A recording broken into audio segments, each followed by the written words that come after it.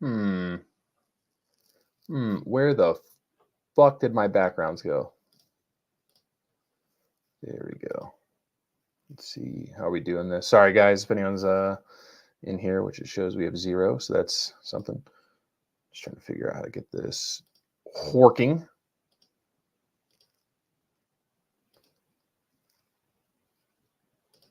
All right.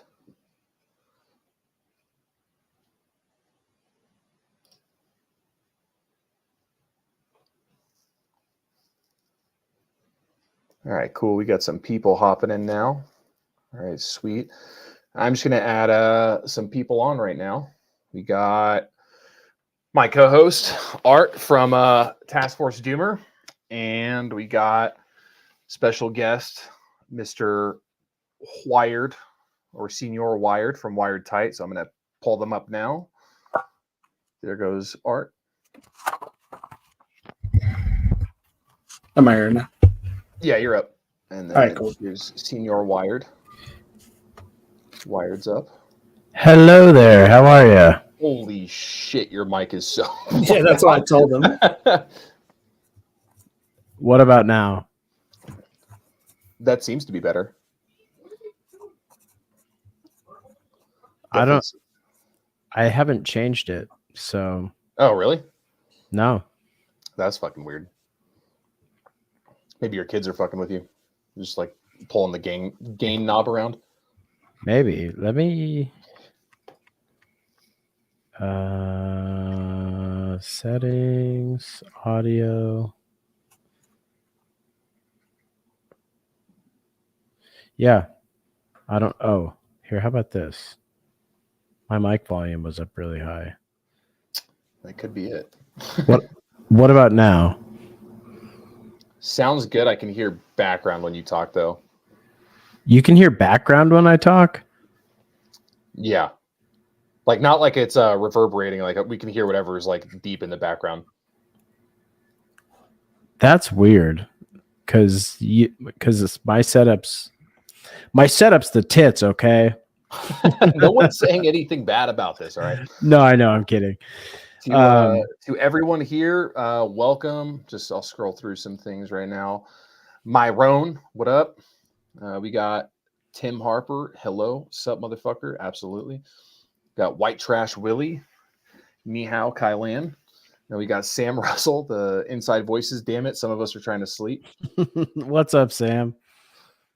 And then we got another co-host, Senior OutRunner. Hey, sorry I'm late. What's up, OutRunner? Good to see you, buddy. Good to see you, Wired. Glad you could make it. What alchemist were you, the guy in what Fox company making black tar heroin in the barracks? Lord. 2-2 and 2-8.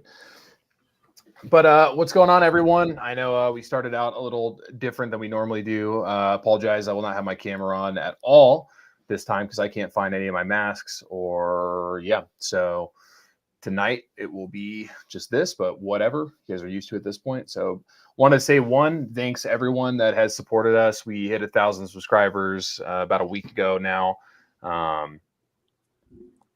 And yeah, like appreciate all the support that you guys have given us. Appreciate you guys going onto the Discord and all that nonsense because it helps us out. It helps push what we've been trying to do out to the public, pushes it out to the masses. And then with you guys constantly showing up and getting on the Discord, Instagram, whatever it is, you guys are keeping us alive and you guys are keeping us well. So just wanted to say we appreciate it.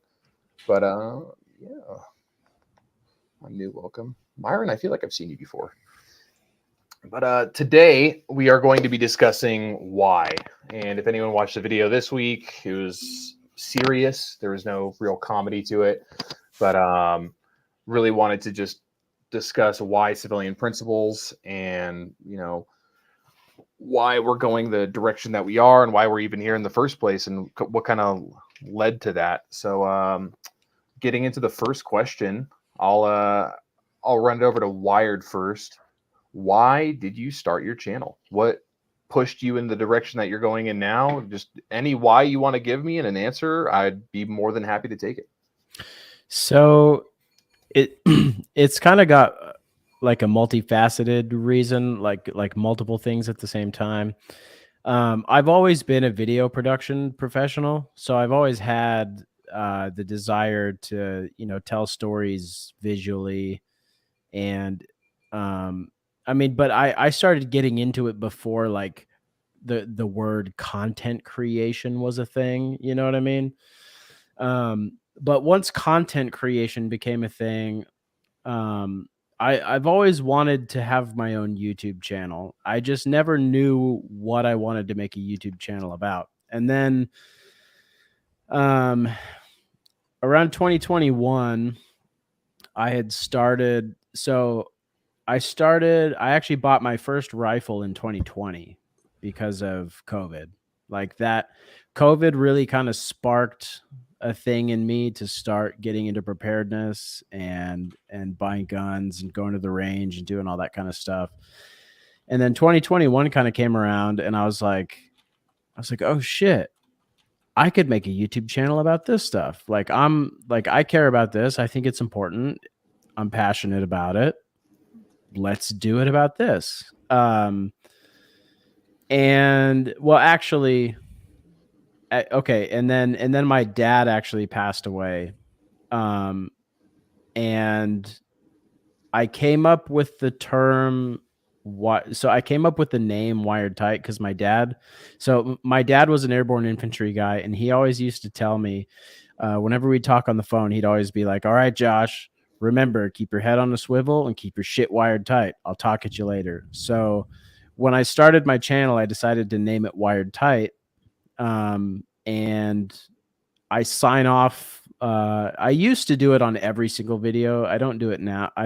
I haven't done it on the past several videos, which I probably should keep that going, but it's an homage to my dad. The way that he would sign off on all of our phone calls is how I sign off on all of my videos. All right. And remember, keep your head on the swivel, keep your shit wired tight, and I'll talk at you later. So it's kind of a mix between like keeping my dad's legacy alive in sort of a way and just finding something that I was passionate about that I felt like I could put my voice out there with and offer some sort of value to the public. You know what I mean? Yeah, I mean, absolutely. That's cool. The inspiration behind your name too. It definitely has a deeper roots meaning to you, and I think you definitely appreciate having something that people say wired tied this, wired tied that, and it's just that constant remembrance, you know. Yeah. But yeah, I mean, it seems like for a lot of the people in the community now, the same catalyst kind of you had. COVID 2020, everything's stupid. Like maybe I should start purchasing some sort of stuff and pushing around, except you started a whole channel with it. Yeah. And also, I mean, I think it's also really important. The fact that we're living in a 5th generational war right now, like warfare is happening with media all the time. And the dominant voices are the ones that are going to win. And if the dominant voices are, fucking shows about, I don't want to get your channel banned or fucking kicked off, but like, I don't know. We've got fucking TV shows about like teenagers being gay and shit like that. And I feel like the only way to push back against stuff like that is to just make content about the stuff that we do, self-reliance and preparedness and shooting. I think personally, I think it's kind of I run the risk of sounding a little like over the top right now, but I feel like it's kind of a sacred honor to take up the pursuit of being a rifleman. Like I think every man who is of fighting age and in good health should be a rifleman, but not everybody's going to do it. I think every every man who's of fighting age and of good health who decides to take up the mantle of being a rifleman, I think it's a sacred honor. I think it's something you should take super seriously. And so when I make videos about the stuff that I'm doing, trying to become a better rifleman, become a better gunfighter, I think it's important, and I think it's cool to put that out there. And I hope that I could inspire, at the very least, I hope somebody could come to my channel and see my content and be like, hey, I could do that too. And kind of catch the same sort of, I'm trying to think of the word, but just kind of be inspired to do the same sort of thing. Be like, hey, I could be a rifleman too. Like, I think being a rifleman is really important. I think it's cool at the same time. Not that being cool is the reason to do it, but it's like, man, who else is going to be the bulwark against tyranny other than men with rifles? It's us. And if I can inspire other people to take up that same sort of pursuit by watching my silly range videos, then I hope I've done that. I mean, I think everyone needs it, you know. There's a lot that has been happening, and I mean, you're right. There's shit on TV. There's shit. I mean, there's stuff peddled everywhere. You know, and if you believe in something or you want to do something, and that's, you know, whatever it is, right? Go for it, do it. But you know, the shoving shit down throats is one thing. But no, I mean, I think everyone should be a better rifleman. I think they should pick up a rifle in the first place and start to do something. And like, I just think it's cool what you're doing. I think it's cool that I was subscribed to you before we even started talking. So that was a weird coincidence. But I mean, people just can't be afraid. And like I said it in the video, and I'll continue to say it. Like, if there's something you know and people don't know it, or you think they don't, or maybe you just have a different way of doing it, or you want to put out the 40,000th video on how to clear a room, like, do it. Like, just get that information out there, because it's something that you might be really good at and someone else isn't, and they're scrolling through and they see everyone that has millions of views, and they see a dude with, you know, anywhere from 10 views all the way up to 10,000. And it's like, oh, maybe I'll watch his stuff. And it could be a completely different perspective. So I'm glad you've been able to get your content out there and help the community the way that you have. Because I don't know if you think it or not, but I guarantee it's affected a lot more people than you realize. I would hope so. And thank you for saying that. No, yeah, absolutely. Yeah. Let's see. We got another. I do want to contribute real quick to what Wired said for a second. I think that concept where you're like being a rifleman and it's non-military like specific, I think that's like actually an important thing. And I will say, as much as T-Rex Arms has gone off the rails a little bit in recent history, I do really respect him for trying to put that militiaman purpose within like American society again. A lot of conflict in the Americas in the beginning was not regulars versus whatever entity. It was a faction of regulars with militiamen, right? Like just volunteer riflemen. And that continued like way far out for a long time. This idea of like, I don't know how to say it, but like military things being just for the military is like actually pretty new in history. That's not how things work for most of the time. And I do think that that's a cool thing that you're willing to say, because a lot of people who go out and train, they wouldn't try to call themselves anything, you know, they'd just be like, you know, maybe I'm a prepper, or like I'm, you know, I just like shooting or something. They try and downplay it. But I think that is, if your goal is to become like a proper rifleman outside the military, I don't think that that's a bad thing to say or call yourself. Like, we put this professionalism to everything now. You can't say that unless you're a professional in that role, meaning literally performing a job or a duty. And it's like people are artists or musicians, even though they don't have songs that people can hear or pieces of art that are publicly available. And I think that that's like the same kind of thing. It's like you're putting in the work, you're learning the skill. Just because you aren't operating a job doesn't mean that like it means nothing to do any of it. And I think that a thing that the community, I do want to say, again, even though T-Rex Arms has gone a little wonky, I think he has done a good amount of good for the community, the gun community as a whole, for all the stuff he's done, specifically with that realm of, hey, don't be embarrassed as a citizen learning how to fucking fight. Like, that's part of being a citizen. That's something you should take seriously and should learn. Like, that's part of being a citizen in America. You should know how to do those things. I agree with you 100%. I think it's a duty. I think it's I'll also borrow a religious term. It's like a mantle. It's almost like a calling. It's like not every single male human in America is going to take up arms and become proficient with it, but the ones who do, like, should understand that, like, what they're doing has weight to it. Like, there's, like, you're not just running around shooting guns because it's fun. It's like you're becoming proficient with your weapon because one day you might need to actually use it against somebody who's going to try and subjugate you and your family. Yeah, for sure. No, I agree. And I support that, like, ownership of like a title and like it actually being a thing that's like honorable, whether or not like the community at large like thinks about it that way or whatever. Just personally, it's like, no, that's like what I'm doing. I don't care what other people think or like what the world at large thinks. That is a duty and a responsibility that we have as citizens. And it's like, just because you don't think that way or whatever doesn't mean it isn't a real thing.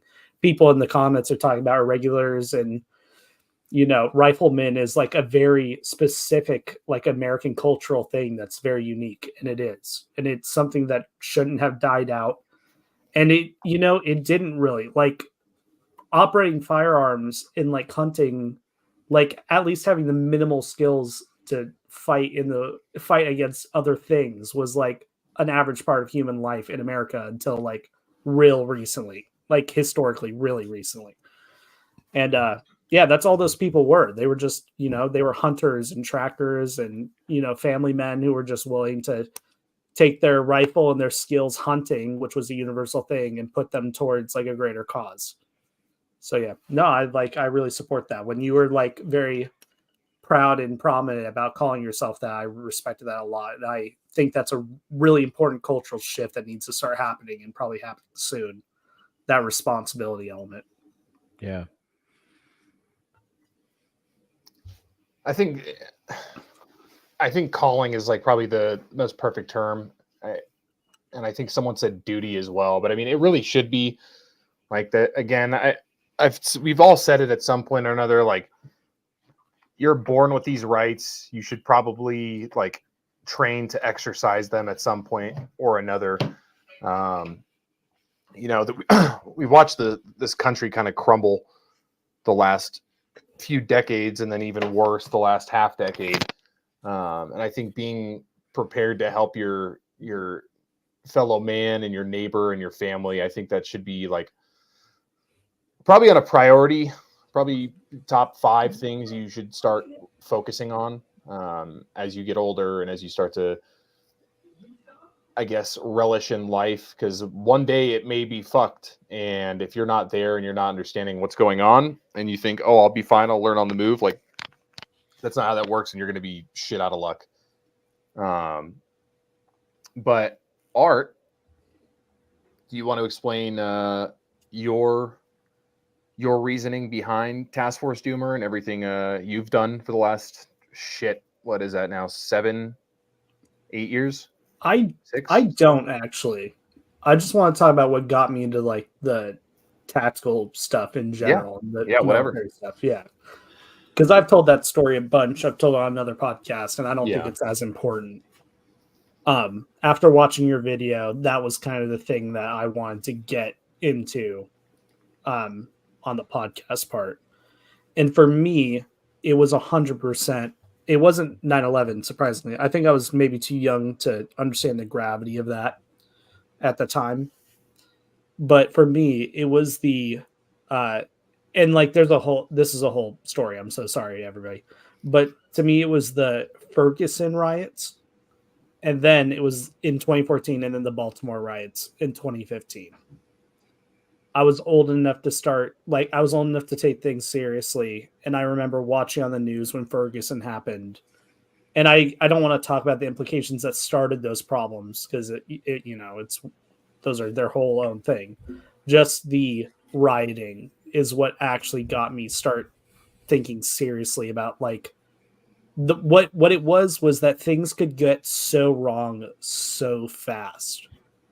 9/11 was an outside invasion. It was an attack. Well, that's all, just different discussion. But That's a whole other podcast. if we take it as face value, it was an assault from a foreign entity.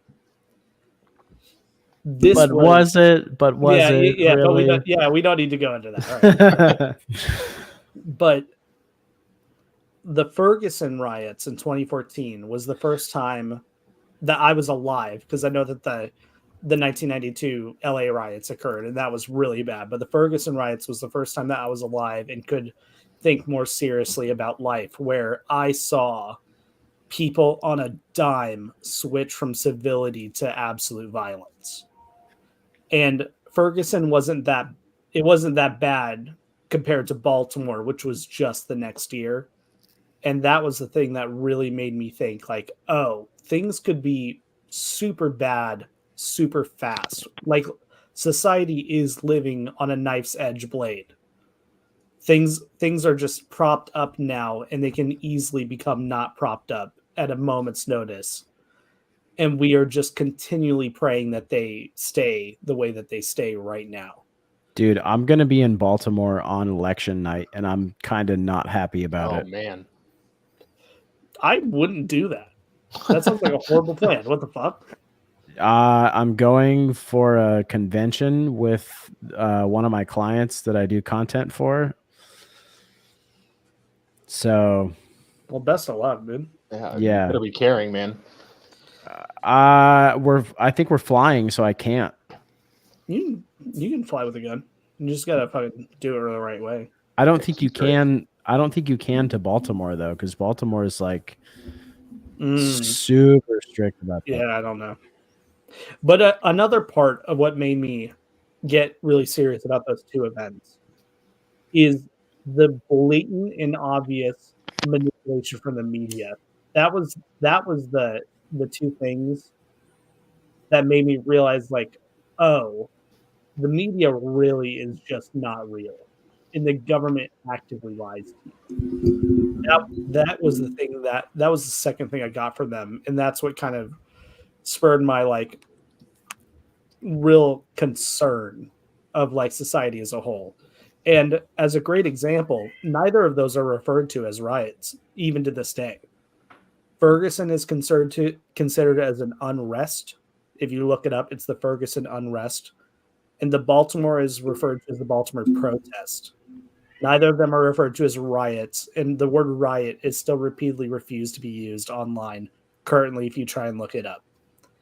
And I remember watching live news footage of them firebombing cars and other things of that nature, throwing rocks at cops and hitting cops like directly in the head. And I remember watching footage of those things and the newscasters blatantly to our faces referring it to as mostly peaceful. That's where that started. I believe it was the Baltimore riots where it mostly started doing that. And I remember thinking something is deep rooted wrong in our country now, where like facts don't. I feel like facts were facts before that. I think there were disagreements about issues, but I think that was when I realized like facts don't even exist now. It is just whatever people say is the reality of the scenario. So yeah, no, those two events were the thing that really made me realize like things are bad here. And things have not relieved themselves. Things have continued to get progressively worse in almost every facet of our lives now. And yeah, no, I remember COVID happening, and I had this like acknowledgement of like, you know, the truth is whatever the corporations say it is at this point. I remember in the beginning of COVID where people couldn't go to church. I'm not overly religious, but people couldn't go to churches because that would cause the COVID to spread. But people could have mass riots for BLM, and that would not spread COVID because it was outside somehow, even though churches tried to do outside service, and that would still get banned. And I remembered that was like a solidifying moment where I was like, no, it's, you know, it's time to go buy a gun. Like I think in 2019, I bought my first rifle. And that's because I was really like already fidgety about the news and about truth and lies and stuff from the 2015 event. And I kind of saw where the world was going with COVID way ahead of most people, I think. So I bought like my first rifle in 2019. And I was like, I don't want to be the guy trying to buy a rifle at a gun store when things are getting worse.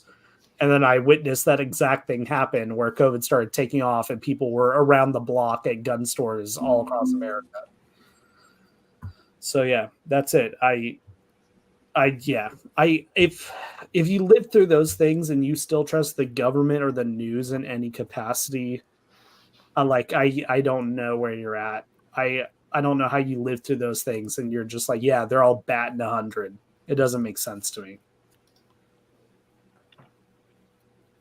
Yeah, I mean, the last 10 years definitely have been a tilting point for people who either genuinely are freaked the fuck out as to what's going on, or people are just like, oh, it's just going to get worse. I'm just going to ride the lightning with it. I always thought it was funny, like trying to tell people before COVID, fuck pre-2016, and like, hey, you should probably, purchase a firearm. You should have this, good for self-defense, like the normal things that someone would recommend for a firearm. And it's like, hey, shit could get weird. Like you might want to prepare yourselves. And like, I don't think I need one. And then like COVID hit, and then like you couldn't find a fucking Glock on the shelves. You couldn't find like a DPMS AR before they went under. Like you couldn't find anything. And it's like, why weren't you taking this shit seriously? And I think people are just they've got like tunnel vision throughout everything, that they just see like the left or right side of the news, and they're just like, I'm either sticking with this or I'm against it, but I really don't care to look in either direction. And like shit gets so weird so fast. Like with COVID, like with Washington, all the rioting for like anything that's considered BLM or George Floyd, like shit got so far out of hand and everyone panicked. And then 2020 started, and I feel like everyone just kind of forgot that shit could get as bad as it did in such a quick manner, that they were like, I don't need to worry about anything anymore. I don't know if you guys have seen the same thing, but it kind of blows my mind to see them panic and then go back to normal because it's not immediately affecting them again. People lived in places that they could actively watch buildings get burnt down in recent memories, and they still like would not try and buy a firearm or take responsibility for their own self-defense. Like that's just a thing that happens in our country, which is wild. I think it's that people are accustomed to the lack of violence, like to where they forget that violence is a part of existence. Like it just is. You want to avoid violence your whole life. If you can live a life where you never get involved in violence at all, that's like a good life. That's great. But it's like violence is part of the world. It's part of the animal kingdom. It's part of humanity. And I think that people are able to escape violence long enough that they think they'll never see it until it does, and then they're fucked. Like, there's that, and also one thing I've kind of noticed recently as well is it just seems American people in general, with all the shit that we see like on a daily basis now, we're almost desensitized to violence at this point. We see it happen around us, and it's like, oh, whatever. Think back to high school when you're watching like jihadi beheadings. You're like 14. Like we started the desensitization with Live Leak, and then it's gotten worse, and now it's just like I just genuinely don't. I don't even think it's a desensitization at this point. I think it's just they don't care. No one. Yeah, that's exactly what I mean by that. We've seen so much of it. We're so desensitized to it that when we see it happening to other people, like, we don't stress about it none. It's whatever. It's another fucking day. We don't think about the possibility of anything similar to that happening in our own lives. Yeah, the first world likes to pretend violence doesn't exist. I think that that's 100% accurate. God, I mean, fuck, desensitize me to fucking finances, man. I just love to not give a fuck, but I can't not give a fuck about what's been going on and what is going on. And like, I don't know. I'll quickly move through the other guests. OutRunner, what got you kicking and doing what you have done over the last few decades? What's pushed you in certain ways or motivated you? Tell us about you. Oh gosh, well, last few decades, you're really aging me here.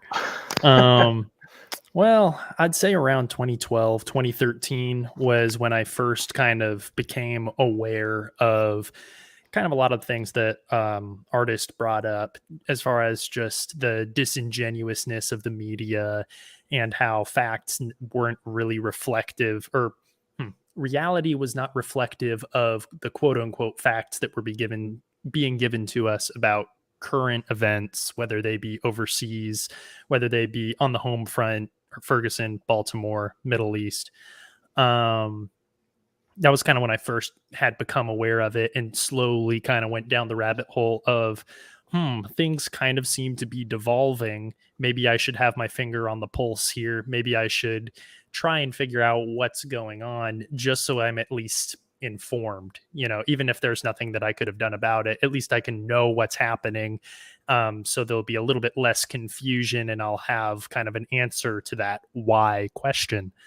Over time, I was more just kind of a casual bystander, probably for the vast majority of the time. I did end up joining the Army at one point, did a single tour, and got out, spring of 2021. And I remember when I got out, I actually spent, I want to say, around 2 years just kind of setting aside anything just either tactical related or keeping up with what's going on in world events, keeping up with all the wars, keeping up with anything. I mean, aside from obviously when the Afghanistan withdrawal went down, that kind of drew me back in for a short bit, and because it was infuriating, frankly. But I went through a couple of years relatively recently of just, feeling as though I'd done my part. I had gone and had some small impact, and now I can take some time off. Now I don't have to look at this. Now I can try and get some other careers underway, other opportunities underway. And about a year and a half ago, I realized that I really just can't, I can't be that guy with his head in the sand. I'd been, for almost a decade, I'd had my finger on the pulse. I'd been watching what was going on. I was staying informed, and it just kind of hit me like a ton of bricks that, no matter who you are, you have a responsibility to your family. You have a responsibility to your friends, your community, and your country. I do believe it's a civic duty to a degree to, be, I saw a comment in a comment fly up that it was civic duty kind of to be a rifleman, to be ready to be able to defend your country against enemies, foreign and domestic, that sort of stuff. And I'd realized that that was a responsibility that I'd largely abdicated for the last couple of years. And things had obviously, a year and a half ago, we were halfway through the, mid swing of the Biden presidency. Things hadn't really felt like they'd recovered from COVID economically. Inflation was only ever getting worse. And obviously all the stuff kicking off in Russia, Ukraine, all of that's only continued to just metastasize into what is essentially a world war already. I mean, NATO is funding the Ukrainians, and I know that, I want to say, maybe I don't know this. I had heard, and I have not done my due diligence to confirm, but apparently NATO is green lighting Ukraine to utilize U.S. missiles, precision missiles, to strike deeper into Russia. And Russia has come out and said that they would take that as a formal declaration of war from the United States if they were to do that. So if someone could fact check me on that, I'd be really appreciative. But that was that was the most recent kind of thing. All that to say, about a year and a half ago, I started taking a whole lot of this kind of prepper mentality stuff, readiness mentality stuff a little bit more seriously, came at it from a little bit of a different angle, realizing, hey, it's not enough to be able to shoot, move, and communicate. What's also important is things like having a communication plan, having food, having water, knowing, doing an area study, what's going on in your own backyard so you can be most prepared for the threats that are most likely to happen to you. So I'm on a border state, right? So there are certain, I swear every state is a border state now, but being here on a border state, there is more cartel activity, or at least more apparent cartel activity than, say, somewhere a little bit further north. So, be mindful of these specific things. It used to be like that. We're seeing in the news that doesn't even matter. Right, anymore. which is kind of why why I almost immediately walked that back and said that every state is essentially a border state. Go take a look at Aurora, Colorado right now and tell me what you see. All that to say, just started being on the internet a little bit more, into the degree of, hey, let's learn a thing or two from people that know a thing or two, that put their knowledge and their life experience on there, and try and pick up these little gold nuggets of info. And then, of course, a couple months ago, I got asked to guest star on this brand new podcast that was showing up on YouTube. You guys might have heard of it, but I asked a guest on there for one of their episodes. And after guesting, Will said, hey, man, we'd very much like to have you back again sometime. And I was like, yeah, sure. And then the following week, it was one of those things where I think they had another guest that fell through, and he had me fresh in his memory and was like, why don't you just come back on? And that's kind of been going on every single week since then. And it's been a blast. So being able to talk to a whole lot of people with a whole lot of different experiences and perspectives. And but yeah, I guess that's kind of the Cliff Notes version of, my kind of pathway to being involved, talking to people on the internet, doing research, training a little bit more mindfully, I should say, in preparation for whatever may come next. So yeah, responsibility, kids. Hey, listen, it doesn't just keep happening. We keep inviting you on. You're a co-host at this point. Oh yeah. No, I was hoping you would pick up on the tongue-in-cheek nature of the comment. No, I absolutely was. I was just waiting for you to get to your end. I don't cut you off like I consistently do. I get you. And then we can cycle over to Coyote. What are your whys? Right. So mine won't be as nearly expansive as everyone else. Solely because I think it's safe to say I'm probably the youngest person here, but no, I didn't pay a whole lot of attention to a lot of shit going on growing up. It wasn't until about my senior year that I finally started looking at shit. And totally gonna expose my age here, but I really don't care. Around that time that I started actually paying attention to shit going on outside of just what I was being told was when like COVID and shit first started hitting. Right before that is when I started actually looking, seeing a lot of things were not the way people make it seem. Shit was fucked up. And like I said, I started paying attention, but the biggest eye-opener to me was COVID. Just seeing how people reacted, how just out of pocket a lot of the shit was, and how unpredictable people were being about everything. That's what kind of got me in the whole idea, like, okay, I need to start doing stuff on my own now.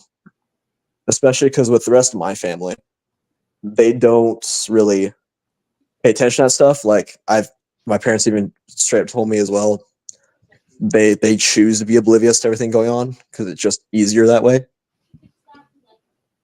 So it's one of those things I almost took it upon myself. Like, all right, if something is to happen, at least one of us has to be capable for everybody else.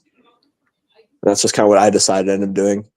So yeah, I've been really big into trying to do all the civilian rifleman, whatever the fuck you want to call it, type shit since like since like early 2020. So yeah, I'm still new to it. I'm still making the same mistakes everyone else does when they first get into it, but we learn along the way as we go. We're all going to do it. Don't matter how old you are, what shit you've been through. Everyone starts roughly the same place. Just figure it out. You will figure it out over time. And yeah, I don't really have much more because again, still new to this. Yeah, making mistakes is that's the best part, you know. Making mistakes around buddies that know a thing or two that can kind of set you straight. I mean, how would you learn? How would you know if you didn't strike out and try and fail or try and do it incorrectly? You know, I think that's an important step. And you know, don't you down yourself, Coyote, for being with the rest of us in the mud here. I mean, I feel like I'm kind of walking through a darkened room half the time, bumping into all the furniture and banging my toe on the coffee table whilst learning things and stuff. But it's like you said, it's an important responsibility for all of us really to take upon ourselves for the sake of our friends, family, and anyone else, what have you. So yeah, like one thing I've learned recently too is like, because again, I've been doing this for just a few years now, but even within that short time period, people around me are starting to actually kind of start paying more attention. Because I mentioned before, my family always kind of chose to be oblivious.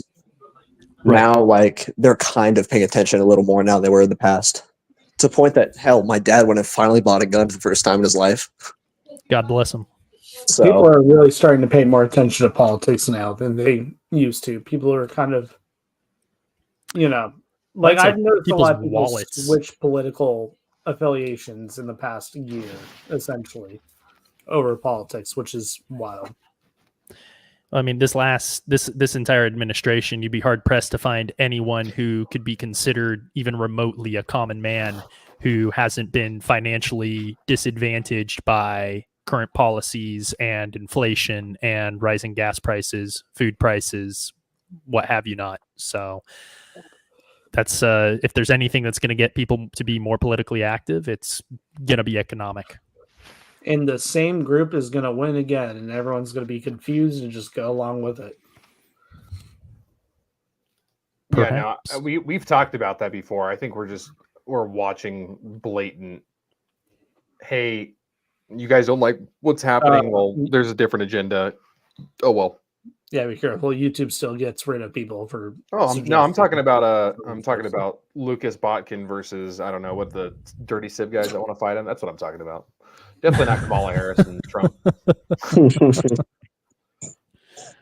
But no, I mean, it's just it's wild. Like, and I think OutRunner started to say it, like, people's wallets are starting to pay attention to politics. And it's like, that's such a big thing. Like, our economy is in the shitter.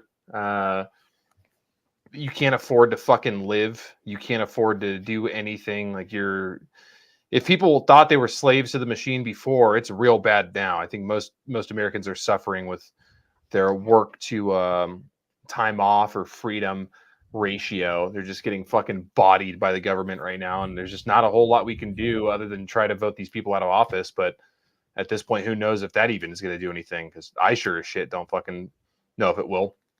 I don't even think that's real. No, no, I think it's kind of crazy thing about it too, because I know we've mentioned it in previous episodes of like doing the actual podcast stuff. I think it was like episode 2 that we did.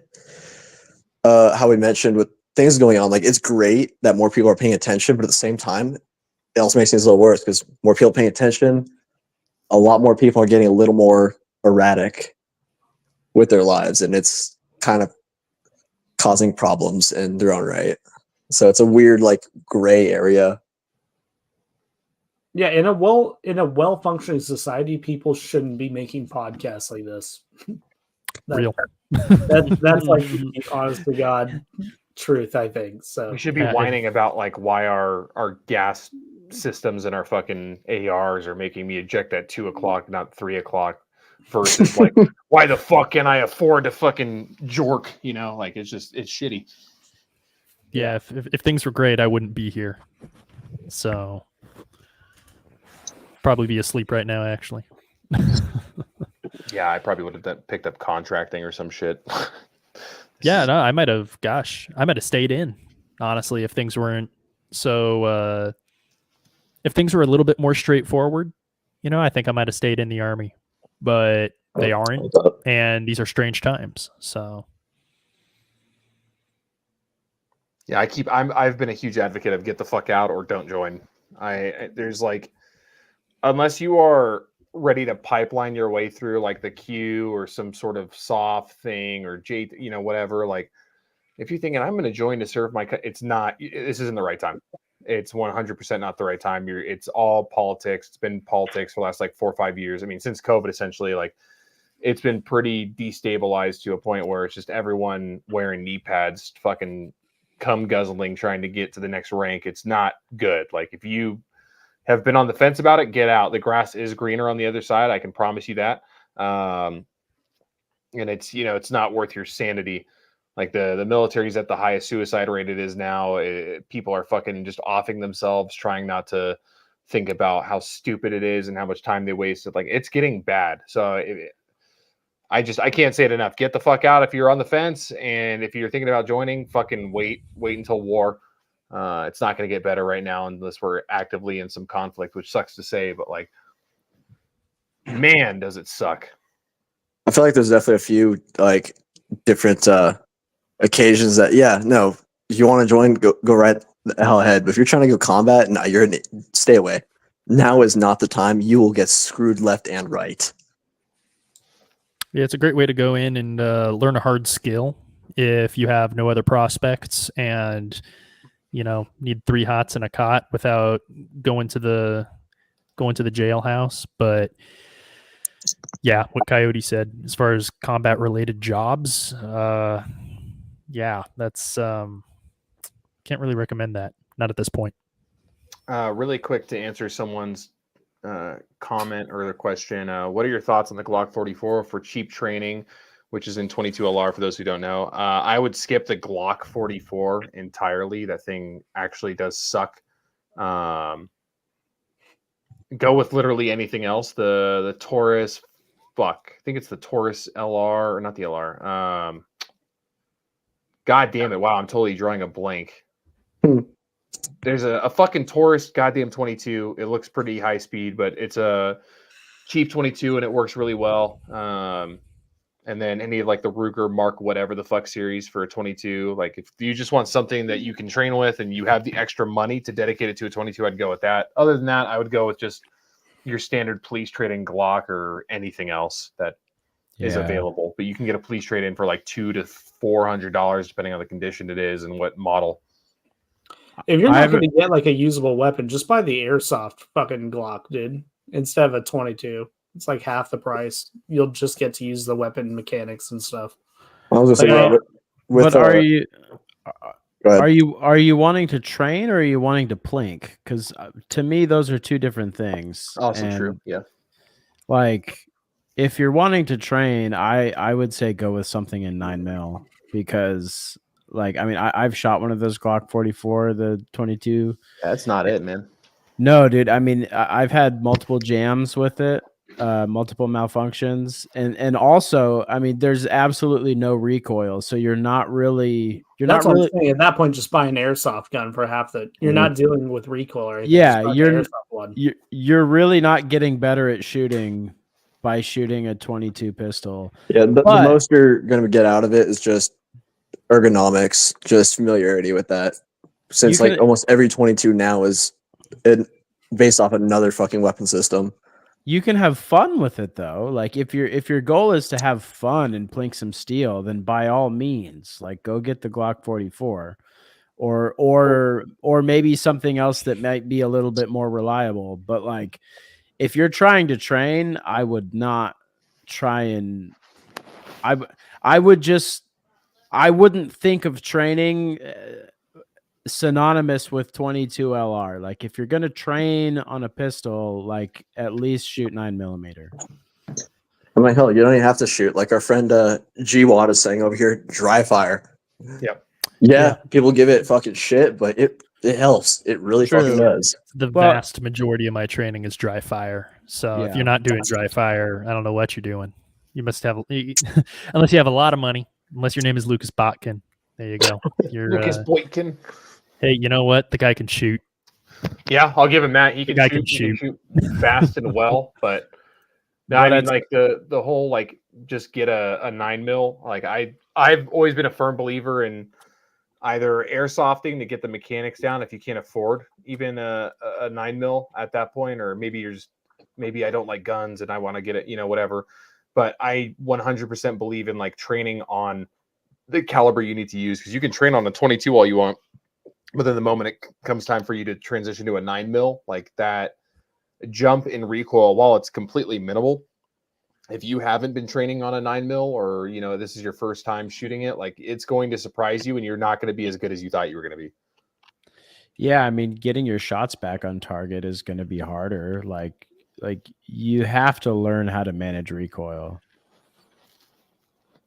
Yeah, and that's like we talked about it, I think, the last podcast, talking about like pistols and how people were better at it and some were worse at it. And like just training in general is going to help you out in the long run. But yeah, like for a pistol, so much harder to get back on target, especially if you're shooting a red dot for the first time. That's like the biggest struggle I see when I'm training people, is just I can't fucking find it. Okay, well, you have to continue to train. It's not just going to magically appear in your line of sight and you're going to be good. Also, another thing for like training on pistols, or technically everything, because you can get these for almost every caliber now. But Oh, you said training. Oh, okay. fucking go in and get if you have a little bit extra money to spend, snap caps. Those things are fucking awesome for trying to do like malfunction type drills. I love them. Snap caps are cool. The Mantis system is really fucking awesome. And being into your apartment, probably a good way to figure out what your recoil and sound level is in your house. So that's just take it for what you will. So I have experience with that. Yeah, desk pop. I've never ND'd in a house. Thank fucking God. I have had someone though almost kill me in their house because they're a fucking idiot. But that's a story for another time. Hell yeah. But yeah, that's fucking Jesus Christ. Really quick, to get off on a different note, I just want to get everyone's opinion, and the people that are listening will probably get pissed off at this if they don't like this sort of stuff. But if you have, say something. If you haven't, tell me if you are interested in it or not. But has anyone, I know Art and I have, and Coyote and I have, has anyone else played Space Marine 2? No, but I've seen gameplay and it looks like a Or lot Russ of and fun. the Allfather. It looks like a lot of fun. But no, I haven't touched it. I don't game, unfortunately. What the fuck? I've only relatively recently, I go back and forth between months of gaming and then just months of not touching it and just focusing on other stuff. But I just sit alone with my thoughts. Okay, that's depressing. Shit. Yeah, see, I can't do that. Bad things happen if I do that. I like this. So good on you for being able to do that and be fine. No, I used to have a PlayStation. I've actually been thinking about getting another one because I do kind of miss playing. I just don't game that much. Yeah, I don't think I had played games for a few months until me and Art and then sometimes Coyote started popping back up with it a few months ago. But like, I would play for a really long time and then I would take a big hiatus. And it's definitely, I will say, it's nice, like, getting everything I need to do for the day done, and instead of just sitting there like playing on my phone, I can just play on a console or whatever. But definitely nice reality break, like kind of forgetting how shitty everything is, and the moment you turn off your console when it's time to go memes, you just realize you're fucked. But for those few hours you're playing, it's at least nice. You're Tarkov maxing. Jesus Christ, get out of here, grocery. G-Watt, haven't gamed or watched TV movies in years. I wish I was as strong as you, brother. See, I don't get the point of stuff like that. I don't know if he was just joking, but it's like, are you at least doing something to enjoy life? Like, enjoy modernity as it exists now. Like you gotta, like, if you are so concerned that things are going to be fucked, you can't ruin your life now for the future. You can prepare, you can train and stuff, but it's like you need to be doing something to like enjoy how things are now while they are this way. Yeah, I play guitar and I do live streams like this. Okay. Yeah, if you do other stuff that you enjoy, it's fine. I'm just saying, G-Wild Alchemist, he's saying he's also I spend a lot of time playing fucking games. Like I stream on occasion every now and then, and I post fucking clips like once a month to fucking dumbass TikTok just cause. Yeah, I mean, like it's just games are just such a nice. It's a nice break. Like obviously you're gonna take your time to do your own thing and better yourself, but yeah, I mean, even if I'm just watching TV, like I restarted watching Dexter about a month ago or a few weeks ago. Every time, I'm sitting there and, if my kid's asleep, I'll put on my battle belt or maybe my in the waistband holster. And every time I hear the word the or I or something, I'll practice pulling out, engaging a target and then going back to it, like finding ways to still be productive while that's happening. Now, video games, it's a little harder to do, but yeah, definitely like movies, TV and all that. Can't do that in a movie theater, but at home, definitely enjoy yourselves. You don't need to do draw drills when you're fighting for the Emperor. The fuck? Oh, God. It turns out Kmart still exists in Australia. Cease and desist. Oh, shit. No way. Please tell me this is true. I gotta know this. Yeah, knowing him, he's trolling us, but it's funny. I would love that. I'm here for it. He's a silly, whimsical fella, so I wouldn't hold it past him to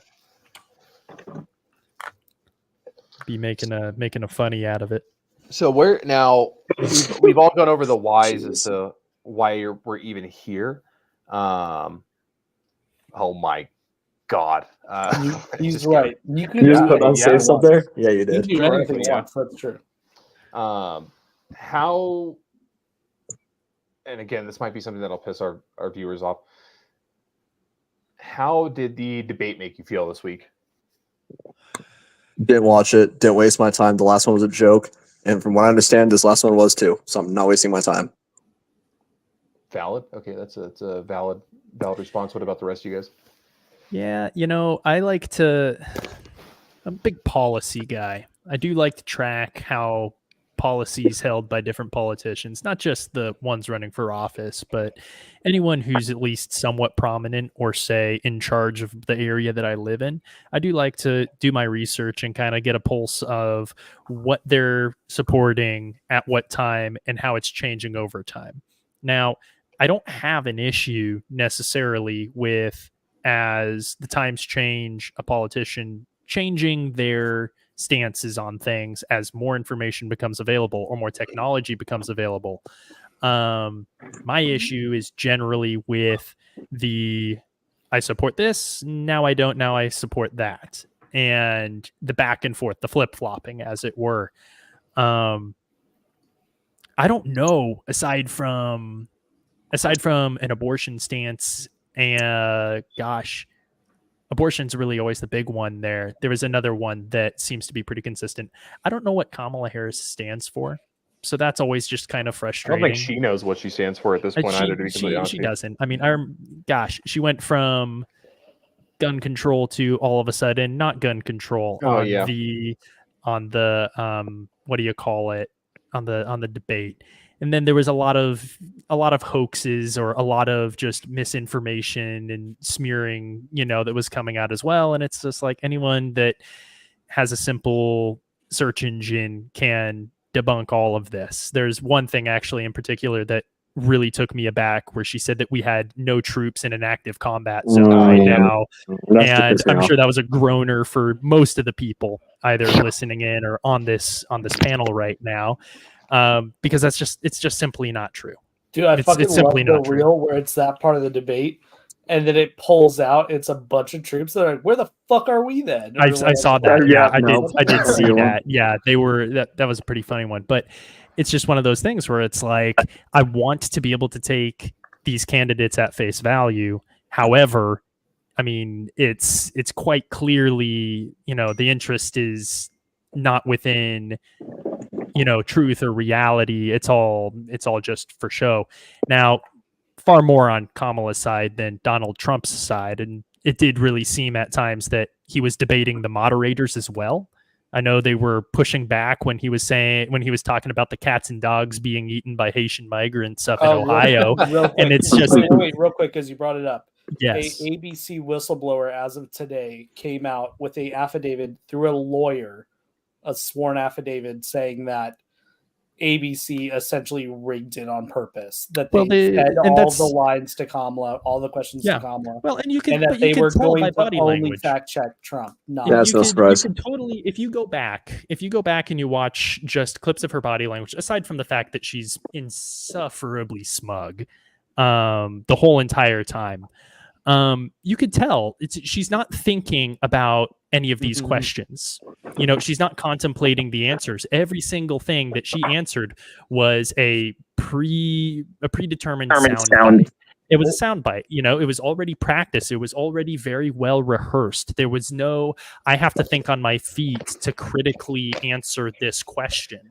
It was all just fed. And that's not Kamala. If you've seen Kamala in a debate prior, like go back to 2020 and see what her debate performance was like before, the media was in the bag for her. She got trounced.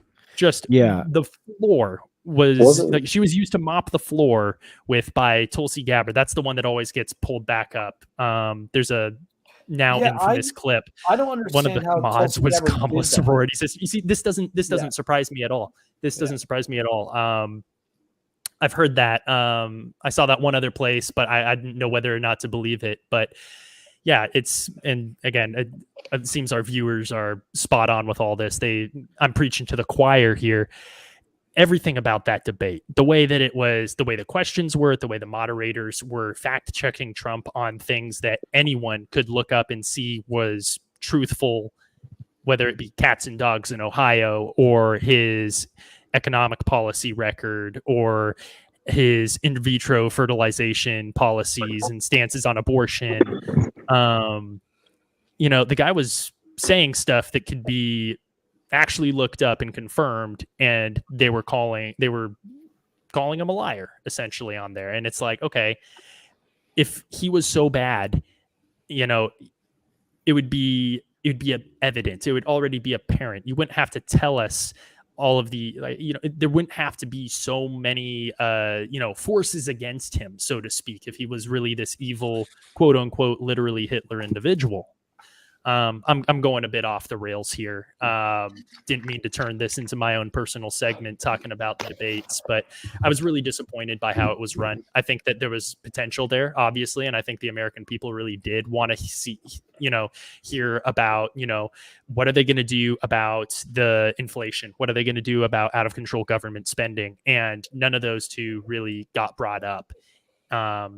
Those issues obviously being directly linked to our economy and just how rough, people have had, the rough go folks have had at it this last 3.5 years.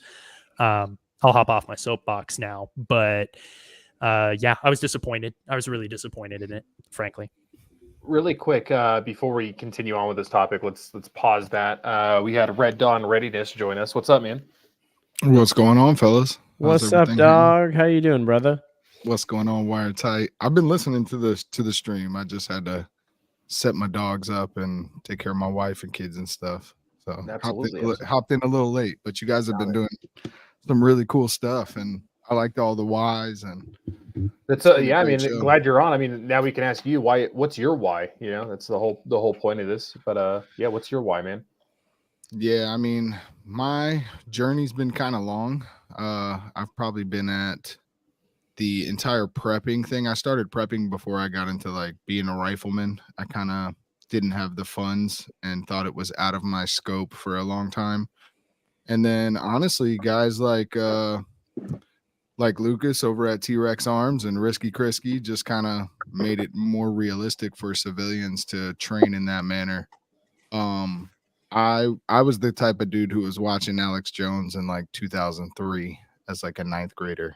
So I always thought the world was a stage, and I never really believed anything. And then as time went on, I just found deeper and deeper lies and more distrust and more crimes that were committed against us. And at some point, it got to the level of like, well, if they will do all these things to us, then they will do it to all of society at some point. And then I think around 2016, seeing Trump and Hillary and the like massive polarization and the hatred for one another, that is when I really started like buying guns and training and changing my prepping to a different manner. And then I bought a house, and that's when things just it kept going up. And then I had a child, and then it went to like a whole nother level. But yeah, my reason is really just to protect my family, my community, our way of life. And the biggest thing is the kids, you know, like being proficient with your weapons to protect my family is probably the biggest motivator. And then also finding the community, starting a YouTube channel, and like making relationships. And I just hope that continues to grow. Yeah, man. I mean, it seems like, yeah, when you started out with in 2003 watching Alex Jones, I was in ninth grade. Goddamn. God bless you for still being here with us. I know you're getting close to hospice. But no, I mean, like I think right now you're the most senior in terms of years person here right now. You've seen a lot of it play out. Like I think most of us remember watching the Obama election. We're too young to like even remember how bad or good it could have been. And then I think everyone started picking up on the Trump Clinton type era of shit. But yeah, like what would you say through your years of experience you've seen people in the past be like, oh, I want to get into this sort of stuff versus now? Like, is it still politics? Was there something else? Like, what have you seen for that? Well, I live in a highly populated area. I live outside of a city in suburban area. I still live in the same town that I grew up in. Recently, the high school that I went to, there just a little bit ago, there was a kid that brought a gun to school, and some people saw him in the bathroom, snitched on him. He was locked up. It was just a crazy story for our town. And it was after the Georgia thing, so it was that recent. And dude, people I think just don't want to wake up. I think it's too scary for them to put all that responsibility on themselves that they play a part in being brainwashed, and instead of unplugging from that matrix, it's just easier to stay asleep and eat the fake steak. So overall, like I've been, like I said, I've been doing this so long, and there's been phases to how my family treats me or friends treat me. Like for a long time, I was like the crazy person that thought these crazy things. And then over time, people have been like, well, maybe he's not so crazy. Maybe he's been telling the truth the whole time. I think most of us have experienced probably that occurred to some degree. Yeah. And people still just don't want to put in the effort it takes. Like people rely on their money and their comforts, and they think that they'll be fine. Like they just think nothing will ever happen, is the majority of the things I hear, is nothing big will ever happen. And then the people that are like, yeah, something might happen, I'll just eat bugs. And it's like, wow, that's your mindset. Like you would just quit and roll over and let them rub your belly, I guess. And the more I have been on YouTube, the more people I've met, and those people tend to be in like the heartland of America, like big cities and coastal regions. You will find people, but a lot of them are really busy, and their schedules just don't work, and they're more spread out. A lot of those areas, that the population's just so big that it's hard to get people together, and the areas that you have that are wide open for training are less frequent than they are in the heartland of America. So yeah, it's a weird journey, man. Like I'm glad that there are so many people now, at least like coming on lives, starting lives. And I think that's probably been about 5 years where that's really been getting big. But it's cool to see it happen. And my biggest thing is like, I really don't think there's that much time left before all these skills are going to be put to use. And I kind of live that way. Like I said, my main motivator is my kids and my family. So I have hobbies, but my main hobby is preparing, training, working out. Like everything still goes into being more prepared. Like my hobbies just, whatever it is, it's like, is this going to make me be better if I have to be at my best? And that's like the main goal.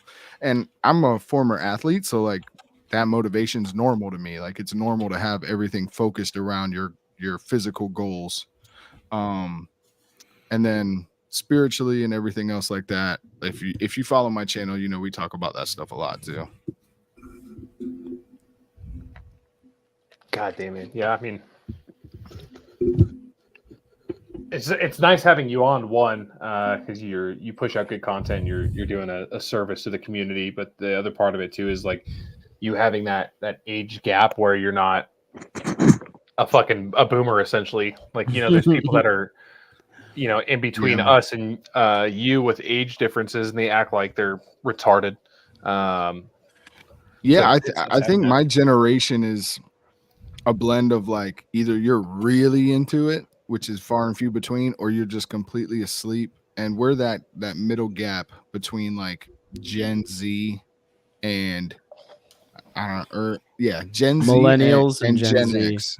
Yeah. Like I'm a millennial, and I'm kind of a early millennial, and it's just a weird place to be in. But like the young guys, you guys, it's better to be young to go through this if you have the right mindset. And I feel bad for the older guys, but then on their end is they got to enjoy the best parts of our country and the best parts of life. So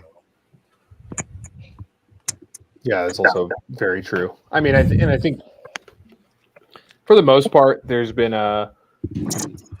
really great parts of years and really shitty parts. I had someone explain something to me when it comes to the army side of stuff as to like what you're looking at and like, oh, these guys are worse.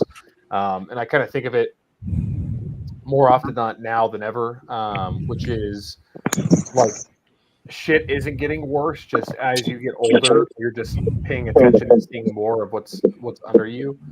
And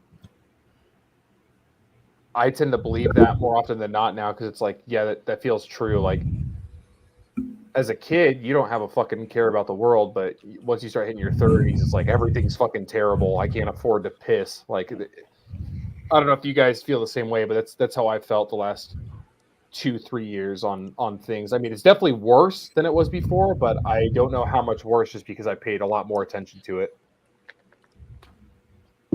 yeah, I mean, I remember, I forget who said it, but they were saying, you know, facts just don't feel like facts anymore. And it's really always been that way. The media has been lying to us and manipulating us for so long. They just had different distractions, and the internet alone and the explosion of it, and the fact that we can all hop on here and have discussions like in real time about something that happened 2 hours before we get on here, exposes a lot of that. And before, people were just more asleep to the lies because there wasn't any like individual fact checking of anything. Now, how much do you think, like for everyone here, how much do you guys think of this as previous generations' faults for letting things happen, or if it's solely on us, or what's the mix ratio? What are you guys thinking? I think it's a little bit of share, like all around, honestly.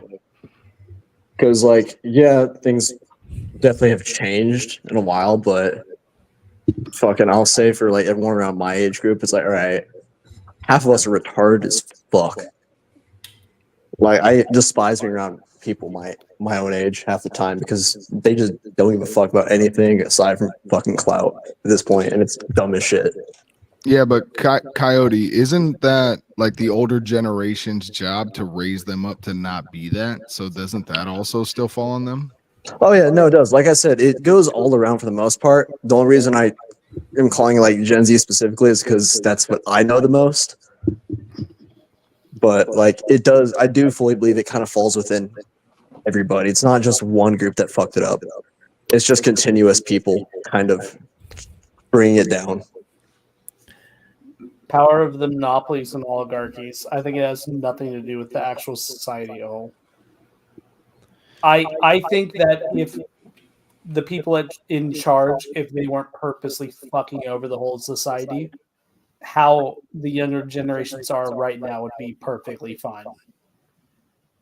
I think that people could enjoy the fucking media lifestyle and stuff now if the world wasn't absolutely sold out to the people who have the most money. Real quick, Will, you're echoing a little bit. Someone in chat called it out. What the fuck's going on? Everyone's echoing, actually. Right, but the echo's coming from Will. Oh. All right. Well, this is my 13th reason. It's all you guys' fault. Damn. You know, maybe not the most popular answer because everyone does like to point the finger. I don't think it really matters at this point whose fault it really is or who's to blame the most. I think that it's all of our responsibility, though. I think that everyone has a role to play in finding a way through this and hopefully out of this. If you're older and you have resources, then what are you doing to, you know, utilize your influence and your resources to help people out and to prepare and to make things better? And if you're younger, what are you doing as far as making sure that you're mentally, physically fit, you're not succumbing to just degeneracy and distracting lifestyles that are destructive? What are you doing as someone who can be relied upon within your community to be someone that other people can eventually go to in a time that, you know, in uncertain times or when they need help? And I'm not saying that you have to take the entire town on your back, right, and help out every single person, but what about your family? You know, what about the 2 or 3 closest friends to you? Even if you can make a small impact at most, I think that you're responsible to make that impact. Whether you're old, young, Gen Z, a boomer, you know, we all, I mean, gosh, it's a bit out of context here, but it's biblical that we've all fallen short. You know, we've all sinned and fallen short of the glory of God. And I think that when applied to today, that same sentiment, you know, we've all done things or we've all acted in certain ways that maybe isn't as beneficial or isn't in the sort of way that would be beneficial for society at large. But just because we have had a past where, hey, maybe we weren't mindful, maybe we were a part of the problem in the past, that doesn't mean that we can't still be a part of the solution. All that to say, yeah, blame the boomers. I'm a firm believer that none of this matters when there is a group of people at the top who have the capacity to fuck over everyone else. Like, and I know it's like easy to blame the fucking oligarchs and the monopolies and fucking BlackRock and shit, but like that is the reality. You can't. They do have an ability and a capacity to make life so unmanageable that there is no amount of good raising that you could do to fix a generation. Yeah, you can that's train why someone to be mentally fortified, so like when they reach the wall, maybe they don't just like give up on life, but it's like there is a degree of life being so difficult and hard that there is nothing you can do. And I think that we're reaching that apex pretty soon here. And it's like a lot of society right now, like we want to blame like society as a group problem. Like we are the ones doing these things. Like birth rates are down because society sucks. And it's like a big part of birth rates being down in America, well, all over the Western fucking world, but a lot of, we'll just say America, a lot of that is because no one can fucking afford anything. People can't even begin to imagine a life of having children in the first place because they can't afford anything. Bro, How I are you have supposed to I raise have another three generation? 3 kids. I make around 70 grand and my wife doesn't work. So when people say that, I'm like, man, come on now. Where do you live, though? You can afford it. Like things do I live in matter. a city where you should have a lot more money than that. And the thing is you have, when you don't have money, you have to be smart, right? So like all my kids were born outside of a hospital system. We had a child born at home. We had studied these things and learned the old ways, so we didn't have to use the system and encumber their cost to things that are just outrageous for no reason. And people just have to, it's kind of like what we were talking about when it's like who's to blame. I personally blame liberalism, and I think liberalism became really strong in like the 1960s with the hippie generation, and that just got passed down and got stronger and stronger and stronger. So like I'm not going to blame a whole generation, but I think that we need to look at like the original sin that really led us down this path, and I think you can combine that with liberalism, Marxism, Maoism, and allowing the government to get bigger than it should be. But like people can't have the defeatist mindset in any part of your life if you want to combat this stuff. Like if you want kids, you gotta talk to people who have kids and see how do you have kids and you don't have that much money. And yeah, you definitely need a woman that you can, but you also have to be the type to like groom her and teach her like the way. I don't know the word groom. I think that was well, the grooming is like when you get married, you're called the groom, right? Yeah. So, no, I know. I'm just saying the societal context of the word. Context dependent, Art. Context dependent. Yeah. So, but you have to groom her from a young woman into a mother and a nurturer, because women today, their nature is a little different than women in the past. So you have to bring all that into your life of like, we have to kind of go back in time and learn old ways that do set us free from the system. So that way we're not all looking to the system like, hey, system, can I have kids? Hey, system, can I do this? It's like, you got to just figure out how did they do it before they relied on the system. And then you kind of unlock a key to being able to do things on your own without looking to anybody for anything.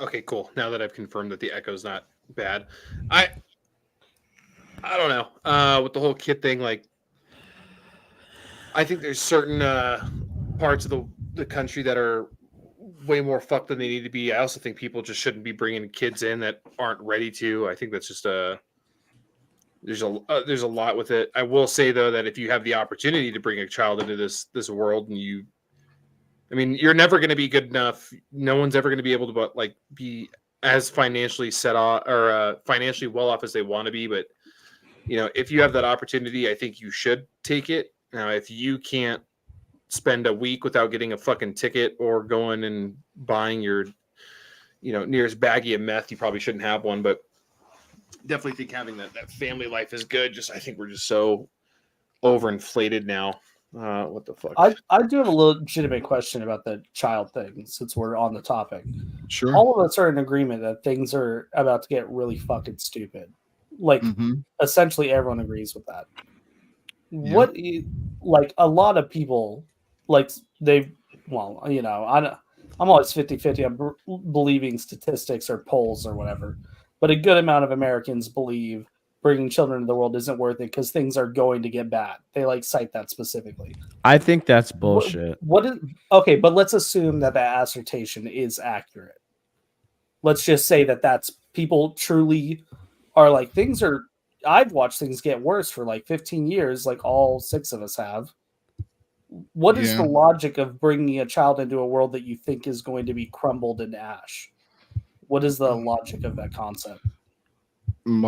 I can let Wired Tight go, and then I can tell you mine. If Wired Tight, you have one, or you want me to go? Okay, so I personally, when people say like, "Oh, I'm not going to have kids and bring them into this world," I think that's personally weak and cowardly, because just like 150 years ago, like think about people living in the 1800s. Like they didn't have fucking AC.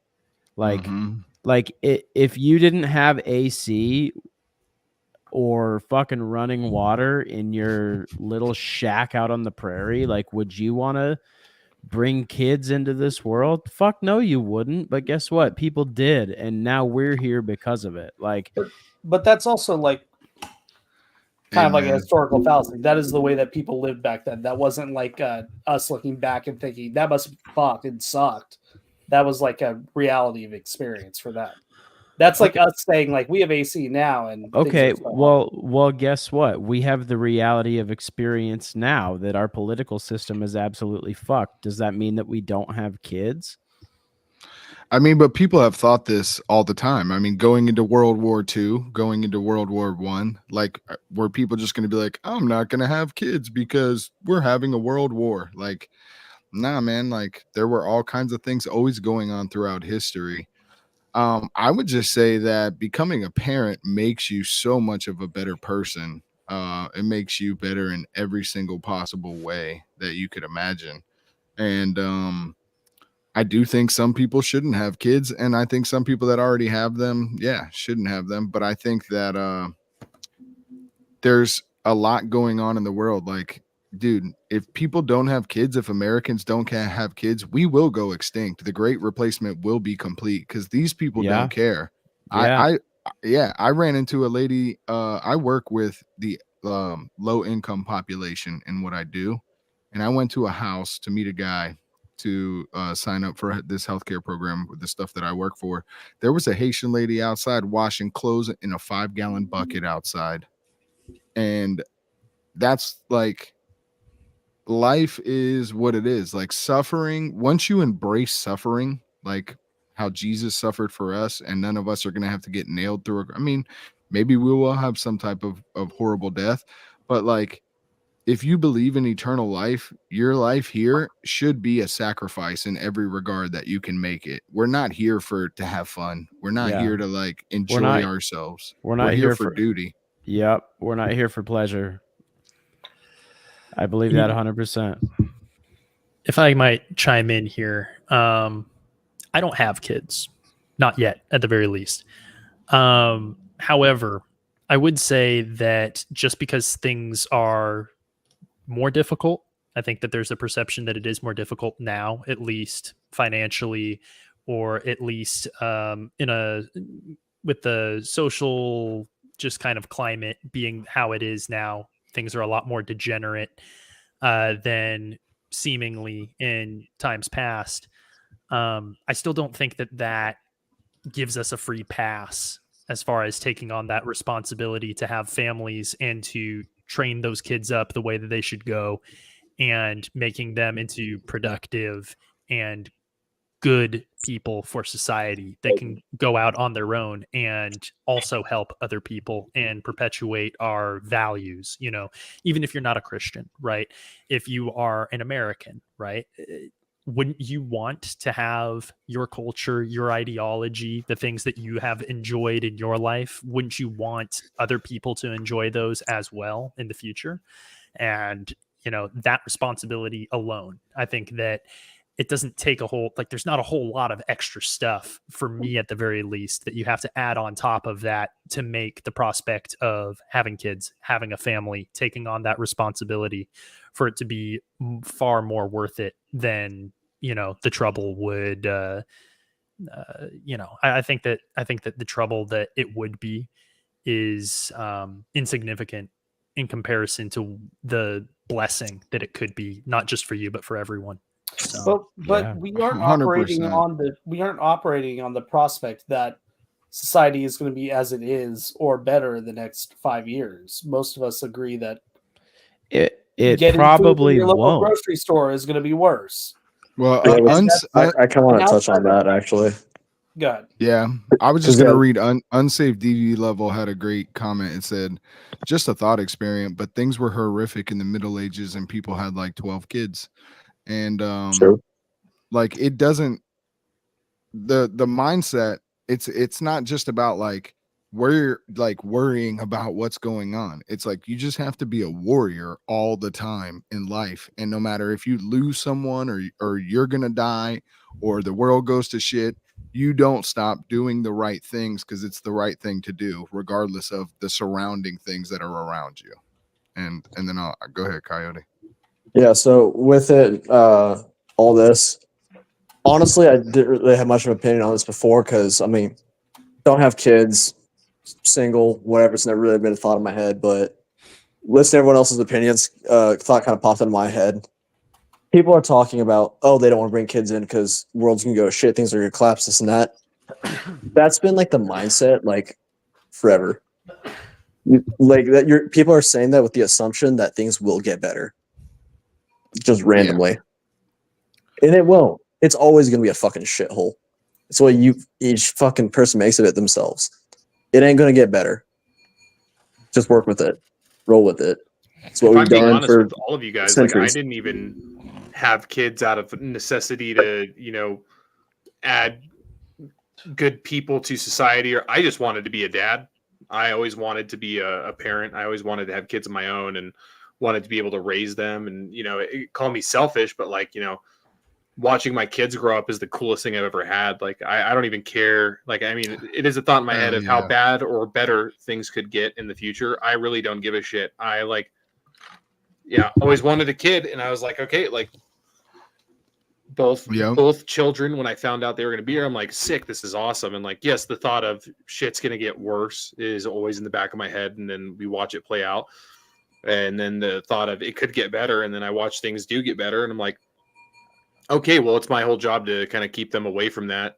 And there is a lot of stuff that I can't keep them away from, but my parents weren't able to keep me away from everything. So now I will put that burden on my shoulders and put that burden on my children's shoulders. But I don't know. I think I will say I'll play devil's advocate on both sides here. I wanted kids, so I would have kids. I also could totally see the fact of like, we're in I think a worse time than we were at 100 years ago, just for the simple fact of nuclear technology and whatever can be propagated and all that. I think it is worse. At the other hand, I do think there's a lot of good in what we've done in regards to science and medical advancement and all that. It's just, there are both sides to this, and I'm glad we have this podcast. I'm glad Art's asking these questions because it's getting everyone talking, and I think it's maybe some things people haven't thought about in a while, or maybe people that are watching haven't thought of it ever. But I mean, it's always going to be bad and it's always going to be good. There will be good times. There are going to be shitty times. For me personally, and I'm not speaking to everyone, for me personally, I don't care. I had my kids. I'm grateful every day that I've had my children. And I hope to God that shit gets better and that they are at least prepared for if it doesn't. But I don't regret bringing them here at all, outside of like watching the debate last week. But yeah, I agree completely. I just think that you don't know the timing of all this. You could have kids. This all could kick off in about 16 years, and you could be older and have an injury, and your 16-year-old could, pick up the reins and kick some fucking ass and save your life. Yep. You just don't know. And one day you will be old. And if you don't have anyone in your life that is your loved one, they're younger than you to take care of you when you're old, you're fucked. I was literally just talking about this with my buddy and my girlfriend when my buddy was over like 2 hours ago. Who's gonna who's gonna take care of you and wipe your ass when you have dementia and you don't have the money or the retirement to be in a fucking retirement home because Social Security's gone? Like who's gonna take care of you? And I know that sounds kind of like bleak and selfish. Like, oh yeah, I'm just having kids so they can wipe my ass when I'm fucking 80 years old. But like, it's that's not the only reason why I had kids. Like the reason why I believe in having kids and having a family is because like humans are adaptable creatures. Like we have made it through some pretty horrible fucked up shit for millennia. Like we're still here. Like we just have more technology and shit now.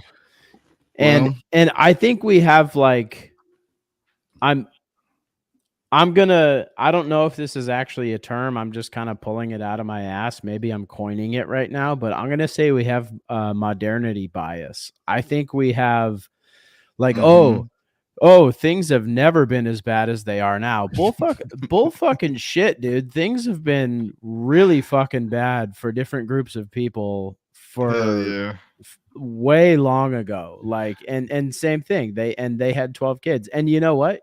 And to bring it back around and kind of bolster my point of, or maybe support my point of like have kids so they can take care of you when you're older. Why do you think families had fucking 12 and 13 kids back in the day? Yeah, like literally people had that many kids simply because of math. They're like, well, we're probably gonna lose a few of them in the process, so let's have as many as we possibly can to offset our losses. Like, hell yeah. That's how bad it was. And I have to say, like, in America, bro, people are just spoiled, man. Like, people are living in shift right now having kids. And that's the only reason their culture still exists. That's the whole reason they're still here. Like, you can go find them in where they're at because they continue to have kids in the shit that they're in. And the next generation grows up even stronger. So, like, the whole cycle of like weak men create hard times create strong men create good times. So if you don't have kids though, you cut the fucking cycle completely, and it's like you just have to continue on. It's like your duty.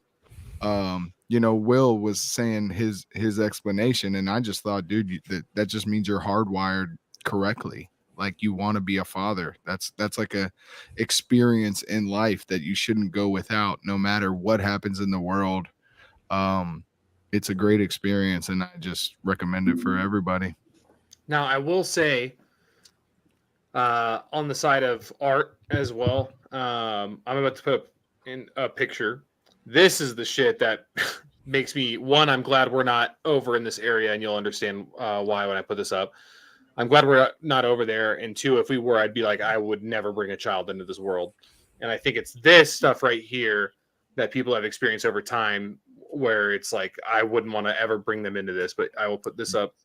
It's this fucking meme, but like just reading that and thinking about like the validity behind it, I'm like, yeah, I really wouldn't want to be there, and I wouldn't want to bring someone into that. Because that is shit we have not experienced before. This whole nightmare of fucking drones and all this shit at the level we're at right now, that is something that has been completely unprecedented and something we have not dealt with before. And I think this is fucking terrifying. I wouldn't want to put my child into that shit. Stuff for Skynet. Yeah, but there were also fucking villages way back in the day that got raided by Vikings, and all their I completely understand that. Their mothers got raped and fucking taken as wives, and you know what I mean? Like, yeah, think about like Genghis Khan, what he did to tons and tons of women and children and enslaved them and all this stuff. It's like unsafe DB levels said recency bias. So that's kind of what I was trying to get at earlier, is like, I feel like we're struggling with recency bias. We're like, this is the worst it's ever been. Oh, these are man-made horrors like we've never seen before. And it's like, dude, like, that's just because this is where we are on the fucking chronological line of time. Like, people way back in the day were probably saying the same things we're saying now. They're like, oh, things have never been this bad. This is so horrible. This is so like, and I'm not trying to be argumentative either. Like, I'm just Sorry if I'm coming across as like combative. I'm not trying to be combative. I'm just trying to add something to the conversation. No, I mean that's the whole point of this. But I see both sides of it. I have my personal opinion on things, and I know everyone else here does. But like, yeah, I mean, I can completely understand that. I mean, you look at anyone born or entering adulthood in the mid 1930s, and then all of a sudden that whole nonsense breaks out, and it's like, I guarantee for a good 10, 15 years, like, why would the fuck would this ever happen? And then things got better, and then things got worse. And I think this discussion has been had a billion times over, and I think it will continue to be had until everything just is gone. Like, and I'm talking black hole. We don't have to worry about it. It's not a problem anymore. Like, it's going to be had. Yeah, I just want to say, after listening to everybody, an unsafe DB level said something that kind of is like my thought process, which is, I can see where you're coming from, but there were baby booms after. I don't think he was intentional about that based on what he was saying, but after both world wars. And that's kind of where my head's at, which is, we're not all thinking that things are just going to get worse politically, like we're going to lose rights. We're all thinking that an asteroid is coming, like metaphorically, an asteroid is coming. And that's where I'm understanding of people being like, there's no way. Because it's like, they're not looking at things just getting like harder. They think, and we all of us have agreed, we just discussed it, like we think things are going to be really, really fucked. Like Wired was discussing like someone wiping him when he was an old man, but we're all thinking there isn't going to be a point where we're old men in the world. We think things are going to be that severe. So it's like you're looking at a metaphorical asteroid, but unless you're like, nah, I'm surviving whatever comes, which, like, that's the plan. That's a take, yeah. But I don't know. For me, as a student of reality, I can't be like, just because I train doesn't mean I'm making it. That's not, those two things don't equal each other. I think that, one can have a healthy understanding and sense of their own mortality and still prepare as though they have a possibility to make it out of all this. I think that's where I'm at. I understand that, like, some of the most fit, trained people in the world in the best special forces units of all time get cut down. Like, that is just the way of life. We can do everything possible that we can, and you shouldn't give up. Yep. You should try and make the distance. Well, it's the principle of the thing. There's Taliban who run around in sandals and dresses and fought off Russia and the United States, and they still have generations coming, Right? Yeah, those bastards pretty much won in the end. I mean, look at Afghanistan right now. And look at all the shit that they inherited just by freaking persevering. You know what I mean? Facts. I also think it comes down, and I think this is why. And I don't want to generalize it to anybody, but like overall, I think people believe this because I think that in order to understand the future and like what your responsibility is for the days ahead, like I do believe that the generations now actually consider the next generation more than the boomers did. I feel like boomers didn't consider the next generation as much as the current generation does. But I think that no, they just assumed things were going to keep being good. Things were great for them, and they just assumed that's how it was going to keep going. Exactly, which is kind of a ridiculous thing to think if you ever read a history book. It's actually not an American culture. This newest generation is the first one where things have actually been decidedly worse. Things have progressively gotten better historically. The Great Depression, I mean, technology-wise, no. Like literally, like financially, all of those matters. Things might get worse in a hiccup, and then they progressively bounce back proportionately, like throughout America's history as a society. Just America, not the world. Just America. Well, here's a question I posed for you, for all y'all with this one, just because this is an idea that flows in my head every now and then. Are things like truly actually worse than they've been, or is it just that we're, thanks to technology, internet, all that shit, we're just more exposed to more shit going on than people before us were? I think because of technology, we're at a bridge of things being the worst they could physically possibly be, like worse than like imaginable. I don't think like we're dealing with I have no money in my bank account, so I gotta like barter with people next door and like struggle to feed my family. I think like because of surveillance states What and what intergovernmental. what is worse than imaginable though? What is worse than like concentration camps, cities being raided by Genghis Khan? Like what has happened in history that wouldn't happen again that could be worse? Well, I think technology lends itself to being more direct to every individual possible. I think there's a future where there is no running from the Genghis Khan. There is nowhere to go. And for some people there was nowhere to go. But my biggest point is I think that it comes down to your faith and your belief in your God. Like if you believe in eternal life, part of me having kids is like I want if I have an eternal life, I want my kids there in eternal life with me. I don't want to have eternal life by myself. Like I plan on and that's why I think faith in the modern generation has also dwindled and people think about now and me and now and that's the way they're looking at this. But like the whole point of having kids is just the promise of having these people with you in the future and growing society. So I don't know. That's my personal point of view. I don't like think it gears towards any one person's reason for not having kids. But if you did believe in eternal life and you were going to go to heaven, then you would think, wow, I want my kids in heaven with me. And if I don't have any, then I'm going to get there and hang out with my mom the whole time. So like, I don't know. That's just the way I look at it, I guess. Like people have a defeatist attitude today more than ever. And people did have it bad. And they didn't always see the forest through the trees. They didn't always know it was going to get better, even though it did get better. And that situation might be occurring now as well. Yeah, you'll be all right is what I meant. AI take over, constitutional suspended, thought police. I think that the world of 1984 is the reality that we face. And I think that is conceptually worse. Unless we'd all destroy it and there is some type of golden age coming where sovereignty comes back, technology gets minimized and destroyed, and people actually kick it all out, it could happen. I think though with what you're saying, I think that is far out of the realm of things that could happen now. I think that's been I wouldn't say far out of the realm. I'll just say out of what we're looking at now. That would be out of our lifetime. It'd probably be our kids or their kids. But yeah, I struggle with being hopeful and also being like a realist. I hope constantly that things develop in a much better manner. I also just see that there is nothing to tell us that.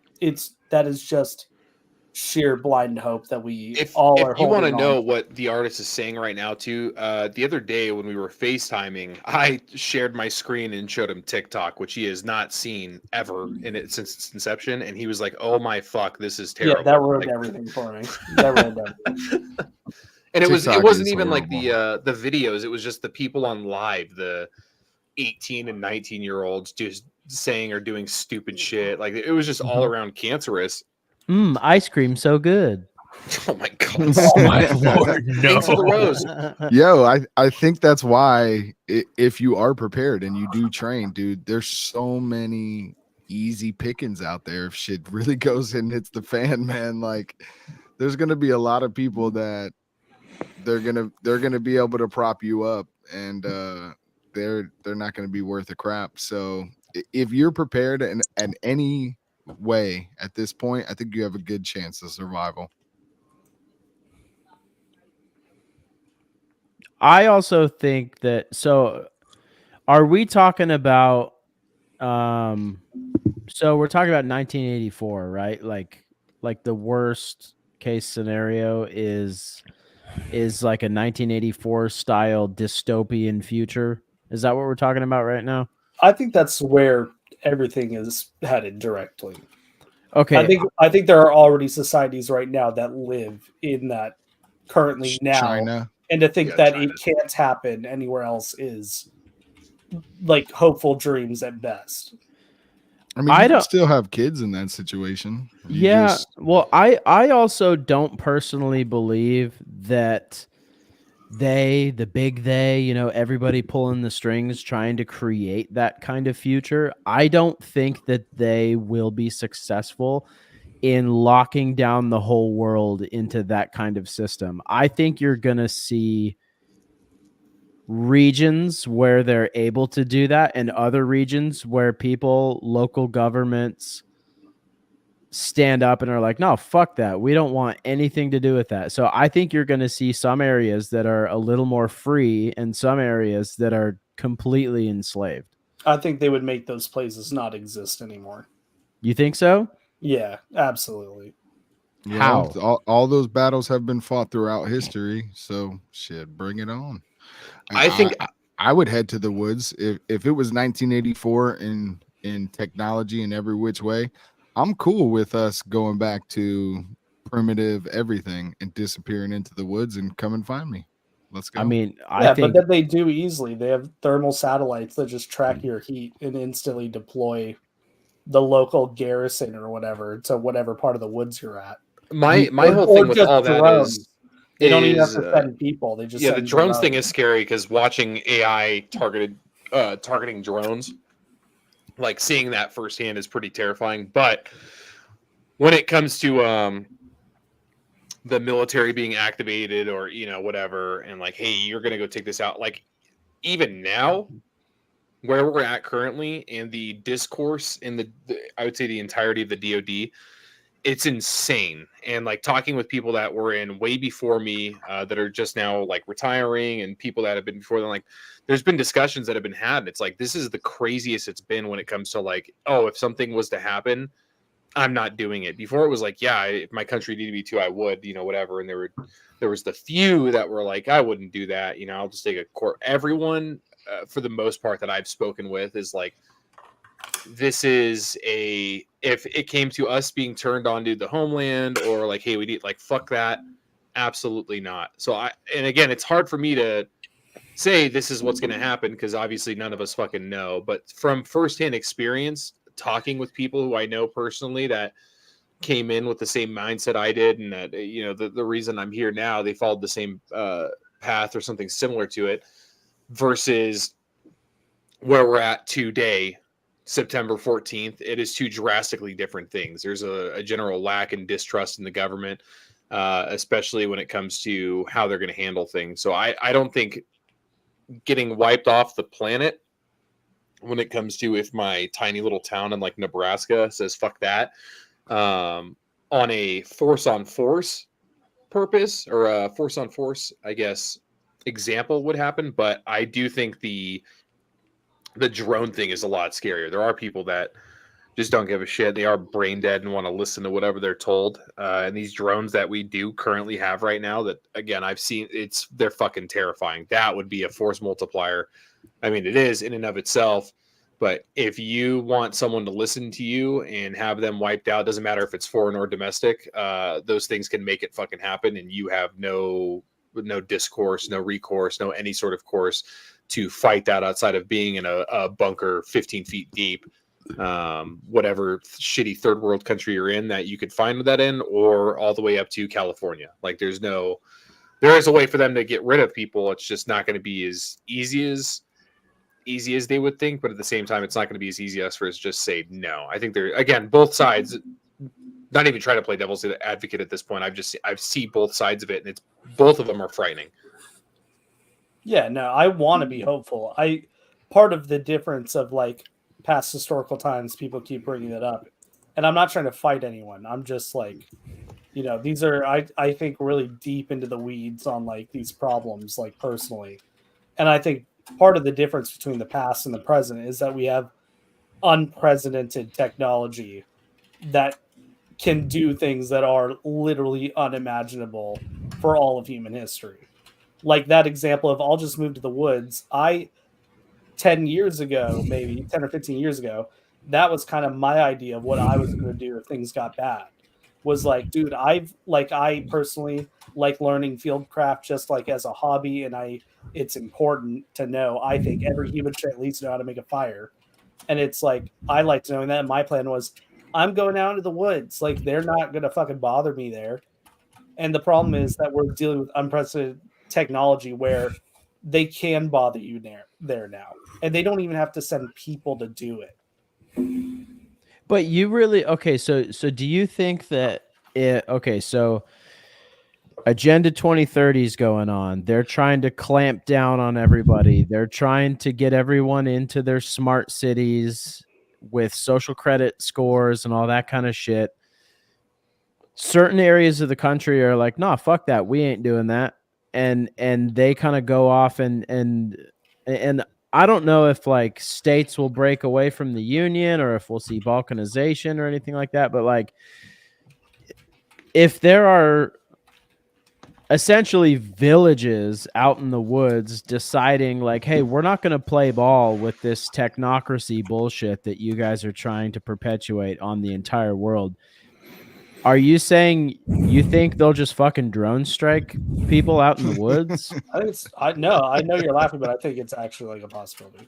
But furthermore, I think that if in the beginning, if there is any sort of balkanization, I think that we will see a massive multi-country military presence in the United States instantaneously that we right now can speculate but cannot comprehend. I think that America is not allowed to fail.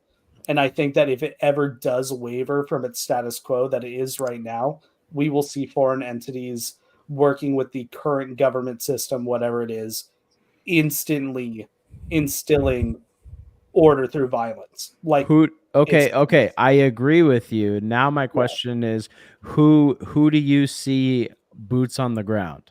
Oh, dude, I don't even think it has to be NATO. I think that a lot of this like NATO versus the fucking BRICS stuff, I think that this is show stuff for the world. I think that China and Russia would instantly become best friends with whatever the reigning government system is in America if things ever got out of hand. I just think that they're the two biggest powers, and I think very quickly whoever's in charge would become very familiar with them instantaneously. Now, so here's a question, and I've talked about this on some of my live streams before. In a situation like that, you're gonna have foreign entities trying to help the United States government keep order. Whatever form of government claims to be in charge that benefits the world organization or the way the world operates now. But then we're also going to see different factions of, rebels. Do you think we'll see any kind of foreign aid towards the rebels, or do you think why would they? If there's one regime that is willing to uphold the standard quo, that every other, like if you look at other Western countries, they are equally failing. We are not unique in our struggles right now. So it's like, who would support them? Our struggles are self-manufactured, though. The real struggles, like we wouldn't be having struggles if they weren't manufacturing struggles. But the massive immigration, the purposeful destruction of agriculture and livestock, that's pretty common across the Western world, though. That's not just happening to us. Well, I wanted to say what Moon Man said and kind of go back to what you said about the drone strikes in the woods. Sure. I just don't see that being like 5 years from now, every person that's living out in the woods off the grids, they're drone striking every bit of the woods all over the country. I think that those things that we just talked about will happen first. And then I'm not saying that it's not a possibility either. Like what you said, I agree that could happen, but I just don't see that in the markup to everything. And like really recent, that's how it's going to be. They're drone striking every bit of the woods and anyone who wants to live there. Because this nation is freaking huge, man. Kind of like what Wired Tight said. Like, there's going to be states that don't go along with it at all. And it's going to be a process. I think the most likelihood is that the West and America itself has to be totally wiped off the map. And you can either survive that and be able to leave it or learn to survive it when it's completely destroyed. But I don't see us actually moving into the New World Order in such a way because we just don't play well with others. Overall, we always want to be the top dog And at some point, we're going to have to move into this like global economy of being like everyone else. And I think there's going to be a time period that may happen, but I think that there's going to be a big period of people resisting that. I will. Here's my thing with this whole discussion, because we are going so far left and right, which I like, because one, this is good. I like talking to people about this and getting different sides of it. But the other thing too is I like to believe that, and like Artis said before, like I'm hopeful, but there's shit that like you can't get away from, not in terms of like, oh, it's going to happen, but like that thought process of like, fuck, it could. But my old thought, like almost every single day, is like, this really sucks. 300 years ago, we would have been up in arms stopping this, and it's like that hasn't happened in God knows how long, and we've just like, I think the United States as a whole has gotten accustomed to just like rolling over and taking it up the ass, because what else are we going to do? And I don't think that's like anyone here, right? Because we all have our ideas made up of what we would do, or, you know, why we've been training and all this. But I do think for a majority of the populace, it's like, oh, it's just easier for me to just listen to whatever thing is in charge. And I don't know if it would happen in the next year or 5 years or 100 years. But I don't think where we're at right now, anything would be that much worse to the point where it would be within a 3-4 year time span. So the next presidency.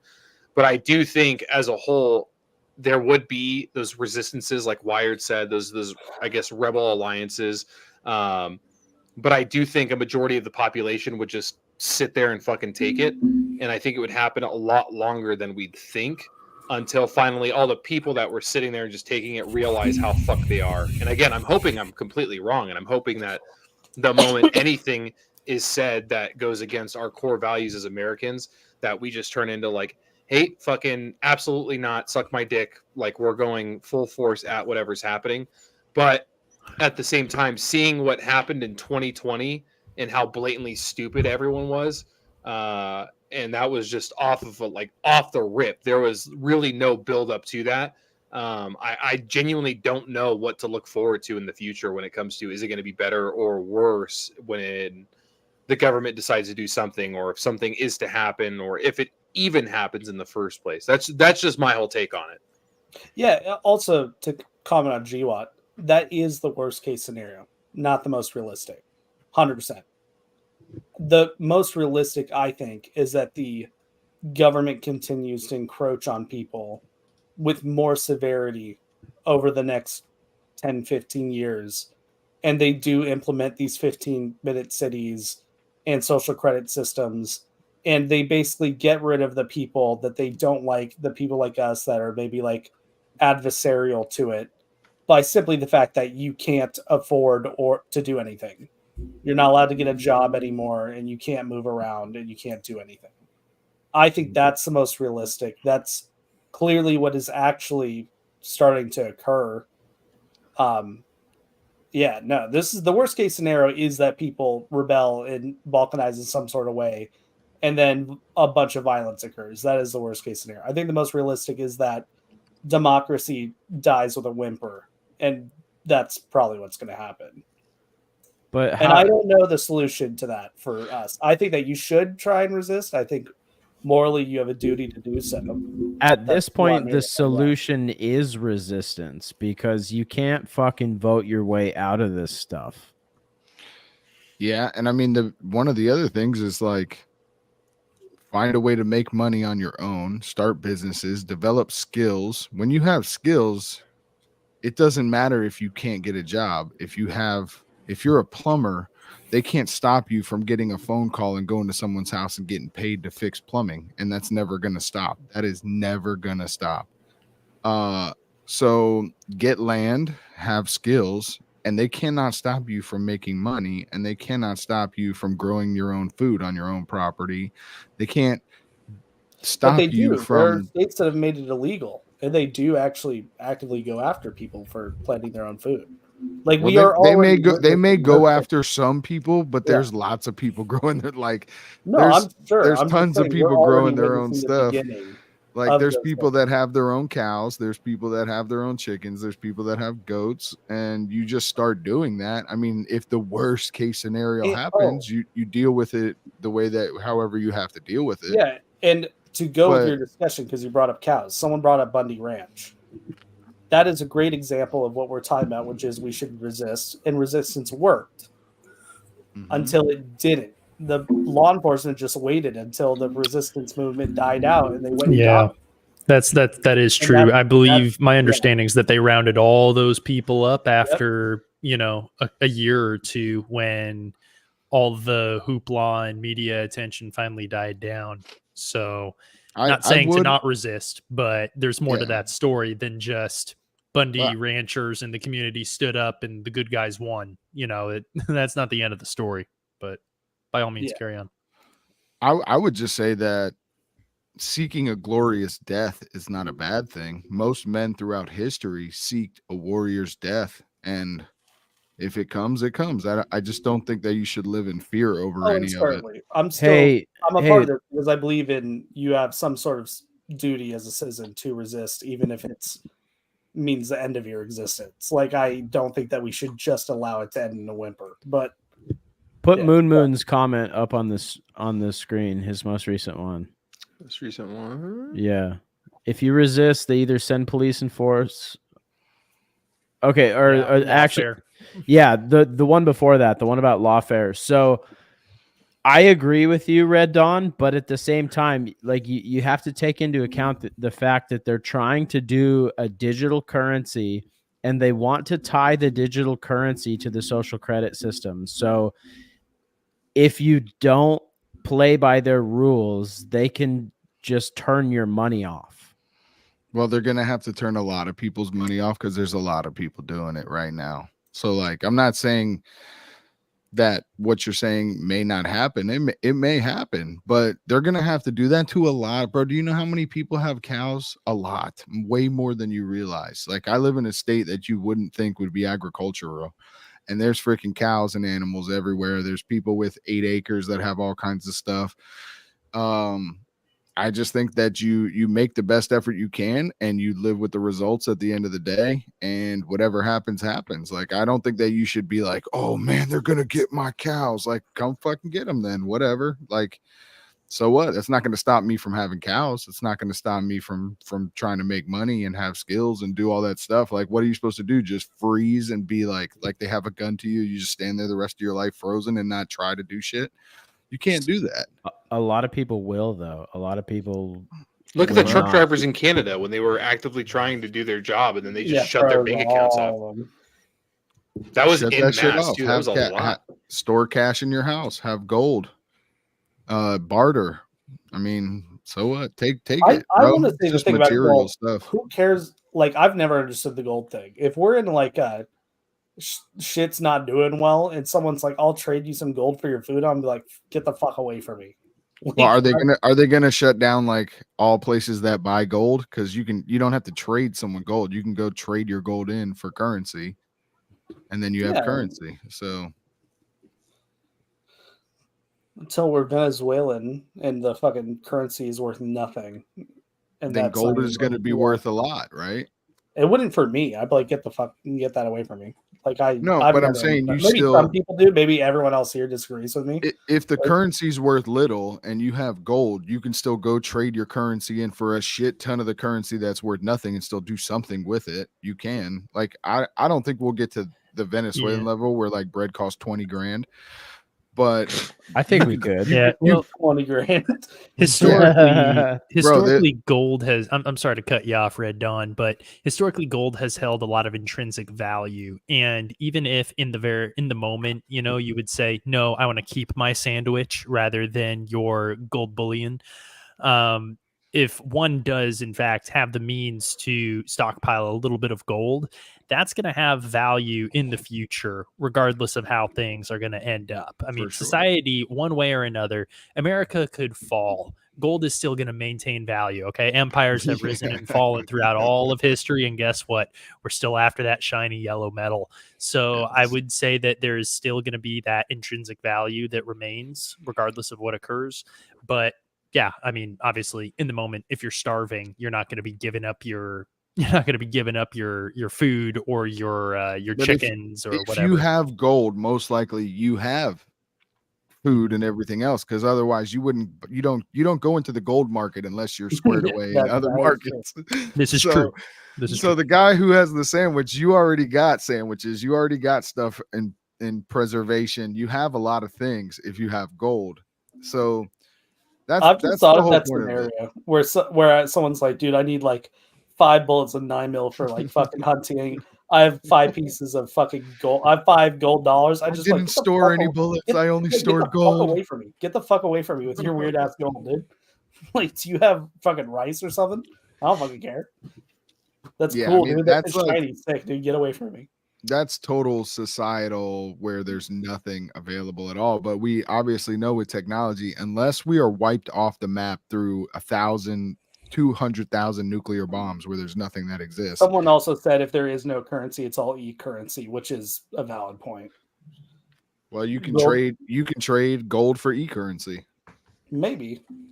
Unless you're patriotic and then they turn your fucking Well, you may have to play the game at some point. You may have to play the game at some point. And if not, then you have to be willing to die. And that's not an issue either. Yeah, no. I want to be hopeful. I just overthink the fuck out of all this. I'm trying to fucking predict the future through just understanding current problems. And I think like it's at least interesting for people to think about to some degree. Oh, I love thinking about this stuff. I have a whole channel dedicated to it. But my biggest thing is like your life and what happens in it isn't that much of a big deal. You're lucky you're here. You experience what you have when you're here. You're going to die anyway. No matter what, you're going to die. So you might as well do what you can with the time that you have. That's as simple as it should be. That's as simple as people should keep it so they don't freeze up and just stand there and do nothing. Well, that's why I say enjoy modernity while it exists. And like I've ended the podcast a couple of times by saying that, like, go live life now.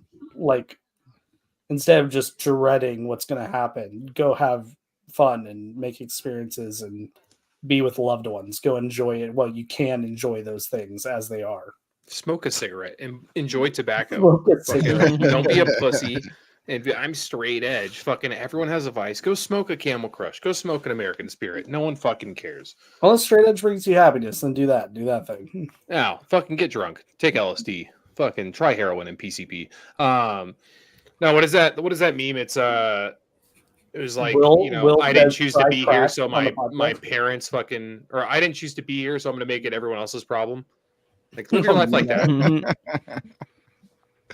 Oh no, that's funny. I mean, I would say that, yeah, enjoy everything and also have kids. Enjoy becoming a parent because it's the greatest thing that you can do with the short time that you have here. So even if you lose your children or you die or whatever, you also had that moment of becoming a parent, and there will be nothing in your life that is more fulfilling than that. Pro tip: Moon said, "Don't smoke; it'll give away your position. Shoot like a real man." Yeah. Or just carry one spare 7.62 casing and put your cigarette in there. No position giveaway, no more. And if you haven't tried that, try it. Works with thermals pretty well for the most part. But yeah. Wait, you smoke your cigarette inside of a 7.62? No, the idea is that if you're smoking a cigarette, you're giving off of a thermal signature, and if you put it in a case, well, it's not going to be giving off a thermal signature. You're not going to smoke the cigarette with a casing on it. You're going to dispose of said cigarette with said casing. Oh no, I smoke it with it in there in the field to match really? thermals. Yeah, yeah, absolutely. I would do that. Usually, I'd bring a 25 or like a spent 40. Just because it's wider, it's easier to handle. But Moonman said scent. Man, let me tell you, fucking, if the scent is giving away my position, just kill me. Just fucking. They're already on you. They're already on you. If they're that close, you fucked. No, the brass does not get hot. I mean, you think of it, you're inhaling that smoke directly from the inch and a half away that it's lit. It really doesn't get hot at all. Like, unless you're chain smoking a pack, like, that thing isn't going to heat up to the point where it's giving anything off. Now, what will give off is if you do have that cigarette in there and you're not cupping the end, meaning where the round or projectile would normally sit to where the cigarette is making contact. If you're not cupping that, then that thermal will still come through. But and I can say this with 1000%. Lack of oxygen, though. Huh? Switch to nicotine pouches or dip. I'm with Moon Man.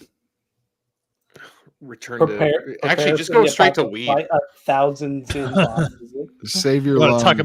You want to talk about a scent, man. God. Zyn is a better investment than gold. Just start stockpiling. Zyn. Honestly, when the whole Zyn shortage happened, I watched people pay $20 a fucking can. So yeah, gosh. Well, I mean, just talk about going out into the field for a couple of weeks. You know, the man that brought an extra log of dip, you know, was everyone's best friend. So.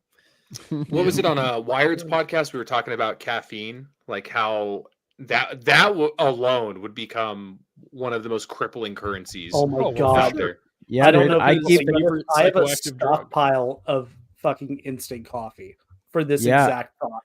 100%. I keep instant coffee and caffeine packets in my kit. Caffeine gum is like your best friend when it comes to shit like that. You pop one of those in a Zyn and you're wired tight. You see what I did there? No, but you're ready to go. But caffeine gum is great, especially just having those readily available when you're having to do some sort of night patrol or just any sort of I need to stay awake or else I'm going to die kind of things. Like it is nice to have on hand. But when it comes to like enjoying something as simple as the shittiest coffee out of an MRE pouch, you know, that shit hits different. Whoa. But yeah, definitely. I think the devil hit me in the throat. It's because I fucking was vaping instead of smoking cigarettes. Stockpile vapes. Stockpile vapes, dude. These things go bad so quick. Dude, actually, that's a real dude. You get like a little army of like fucking Gen Zers, dude.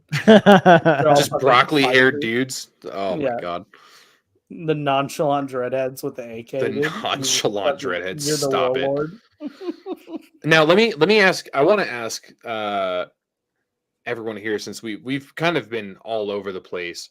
What is one thing throughout your training or your career or whatever, when it comes to the tactical or prepping community that you so heartedly believed in, and then someone disproved it entirely and it like shattered your reality? Have you had that happen to you yet on any level for any of you guys? Let me speak to that real quick. I honestly, so for the past few years, I've been training in like a light infantry type mindset. But on it, well, nobody came along and shattered it for me, but I've sort of come to a place now where I sort of feel like that shit's never gonna happen. And I don't know if that's just me being like burned out or not, but like I don't know if we're gonna be fucking running around in the woods doing patrols and like, you know, defending the home front. Like I don't know if that's gonna be a thing. I think I want to believe that it is, if something bad is to happen, because it's like, what's the whole purpose of what the fuck any of us are doing?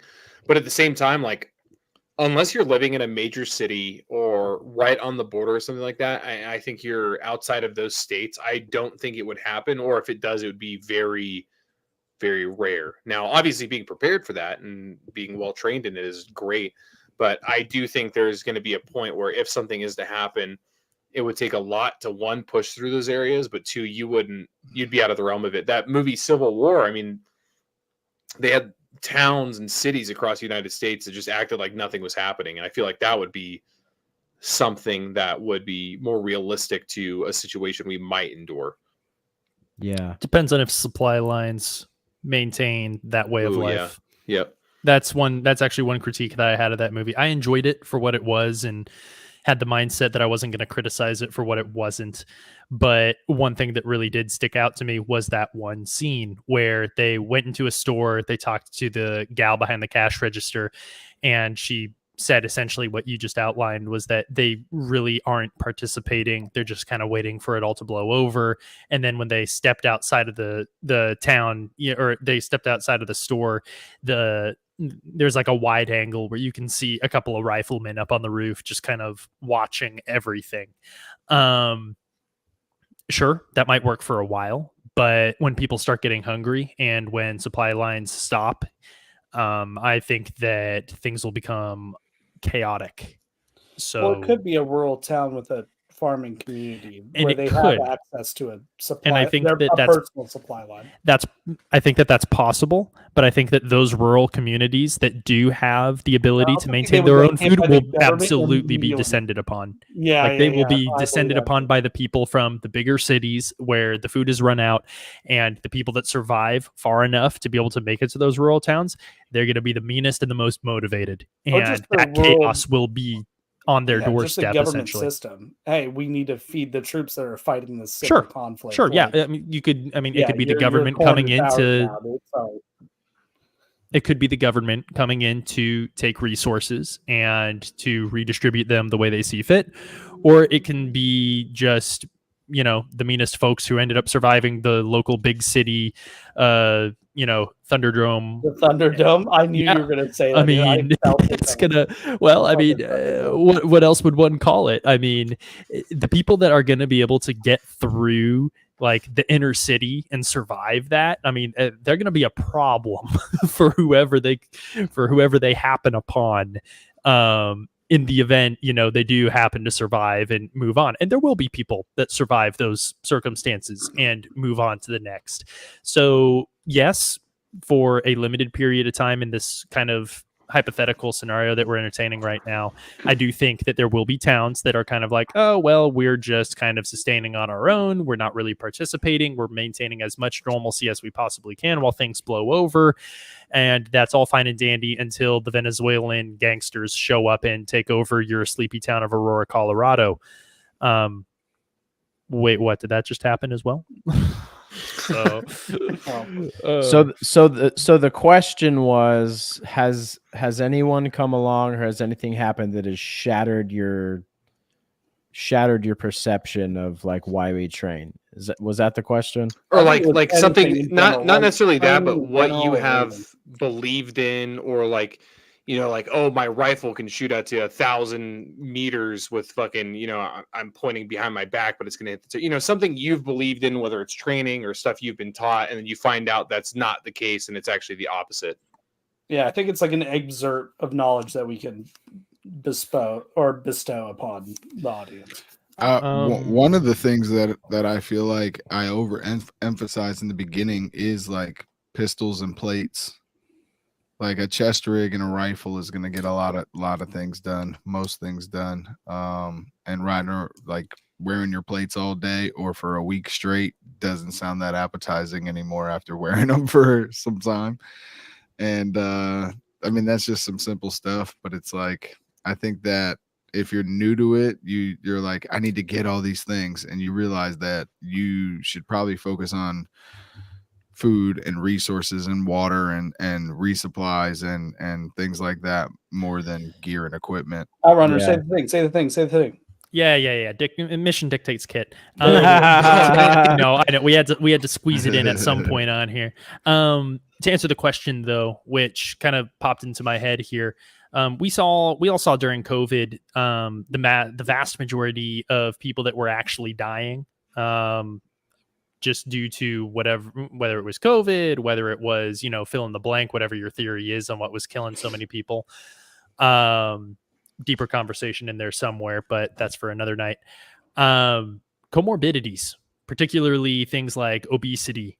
If you're fat, if you're out of shape, life is going to be so much harder.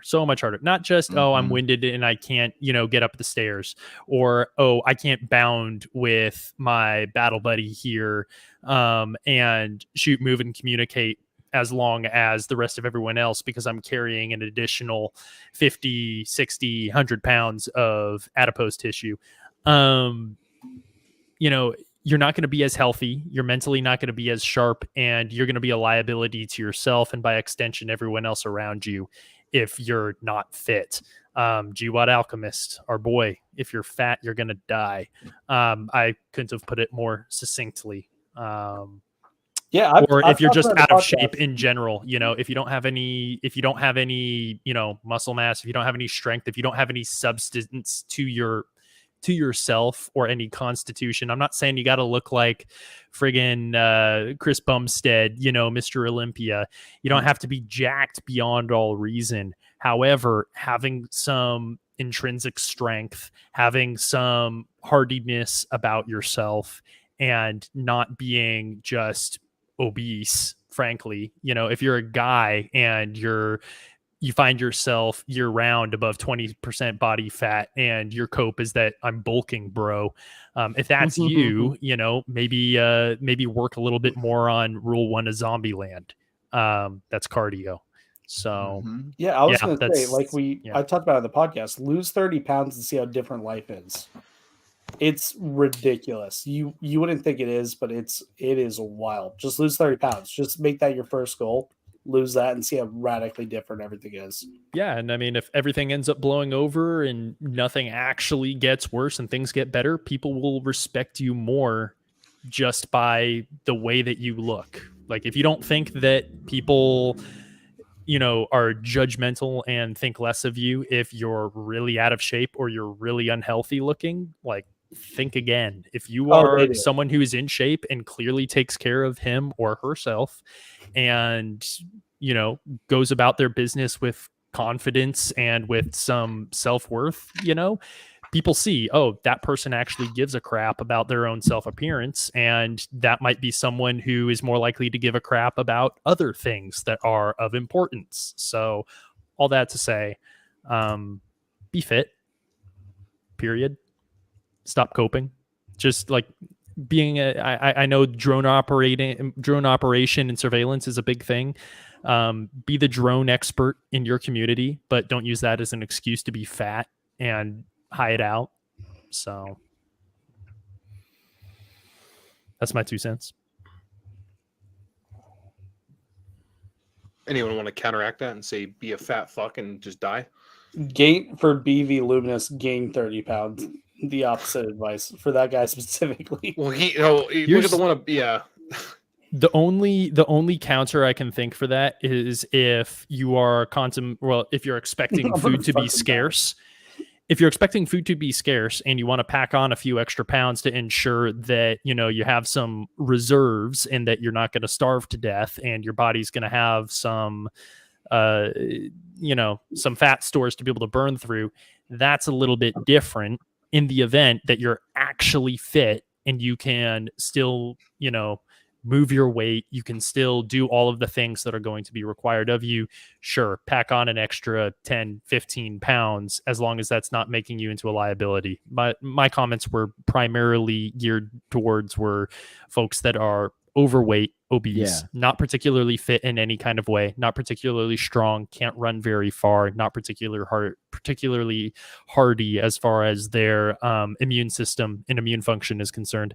If you don't think that being at 25% body fat as a dude is not good for your immune system, I got another, I got a bridge to sell you. Health is important. Health is wealth. Okay. If you have nothing else, you should probably, be more mindful of what's going in your body and how you're training and how you're should also learn how to fast as well. Yes. Yep. Fasting is very important if you have to. That's a mental game for sure. Yeah, you need to learn how to do that. No, I agree. If you practice like fasting on occasion, that like if you ever experience a time where you can't instantly access food, it is way different if you have gone through that in the past. And I know people who are like really calorie, like they run off food, like their mood instantly changes if they haven't had a meal. If you are a person who is like that, like definitely Red Dot, that is a great piece of advice. And BV is spot on here. Tactical girth is real up to a point. So does skinny as a rail. It has its advantage. Yes, but don't use that as an excuse to be like emaciated. you know, that goes both ways. If you're so skinny that you can't physically, like, you have no strength left, and you know, moving a 60-pound pack on your back because you had to take a pack into town to pick up some food or resources and then hike back to your people. Again, hypothetical scenario here, but you know, and that just completely takes you out of the fight because you have just no substance to your physique, nothing to your body, and you're just completely wiped out by it. Then, well, you're just as much of a liability as the fat guy that can't get up the stairs without just being completely winded, out of the fight, buckled over, tasting iron. So, yeah. Tasting iron went hard. I've never heard anyone say that before. That went hard. Tasting iron. Tasting iron. Have you ever done wind sprints after have you ever gotten into running after a long time of not running? It could be sprints, it could be running a mile. You'll be tasting copper, you'll be tasting iron. And it's, you know, so that's because you're breaking capillaries inside of your fucking alveoli. Science from our boy Wired. It is true. No, that's spot on. I didn't want to get nerdy and scientific with it, so I'm glad that you did, you freaking nerd. But no, that's awesome. I appreciate the concept. No, I know about the like tasting copper. Tasting iron sounded like getting murked though. You're gonna tasting iron. Yeah. I'll think of a one-liner for that. I knew what you meant, but I was like, that's a threat. Well, there's iron in your blood. You're tasting iron. Yeah. No, literally tasting iron. Wired Science. I like Wired that. Science. That's your, I love it.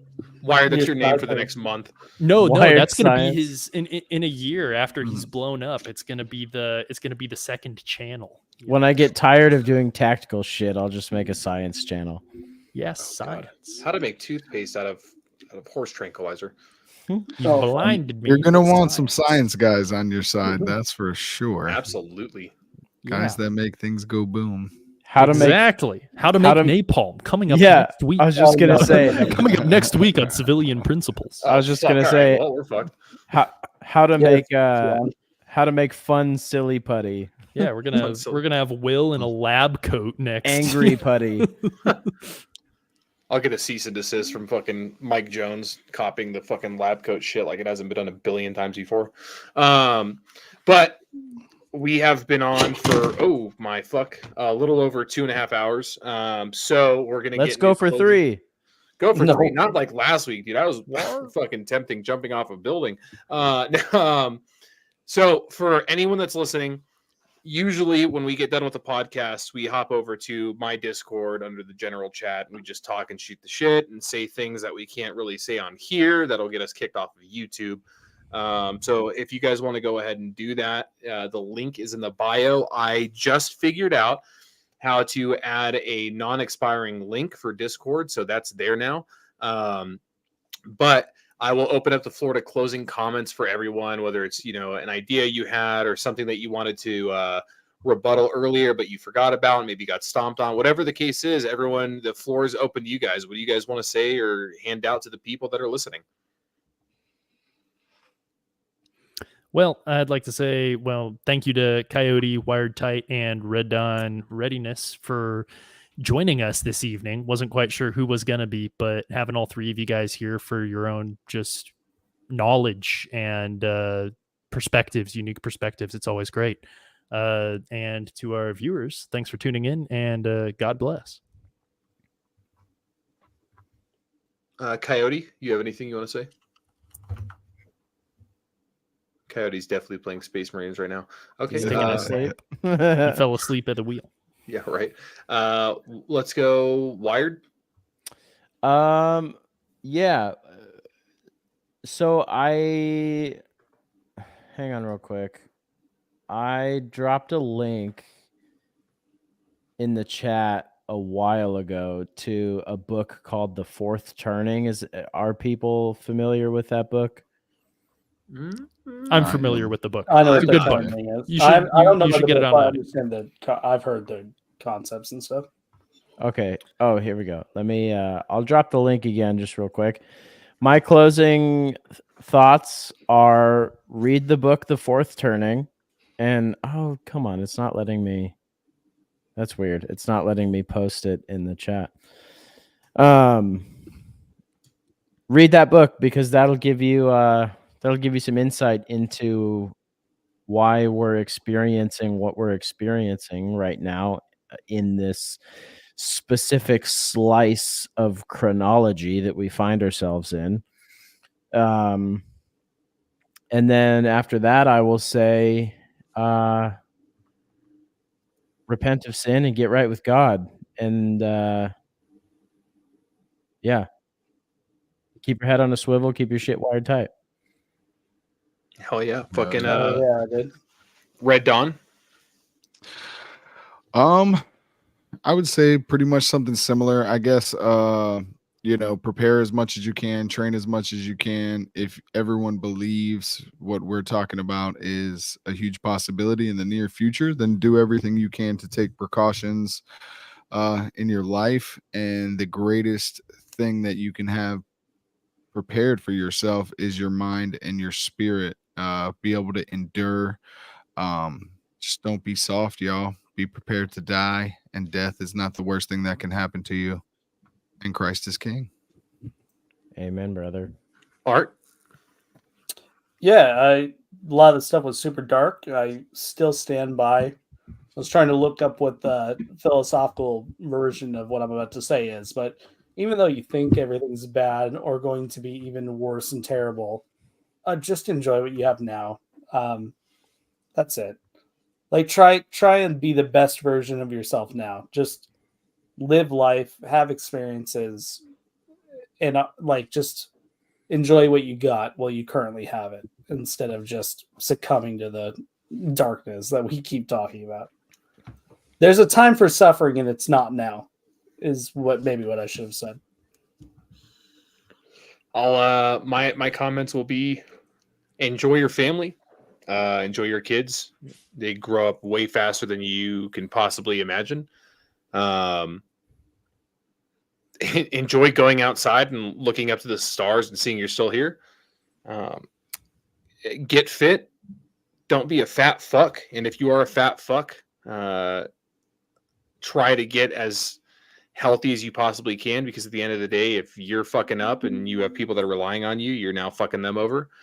And then don't be a liability. The whole premise of this channel, don't be a fucking liability. I appreciate everyone for joining in tonight. Coyote fell asleep.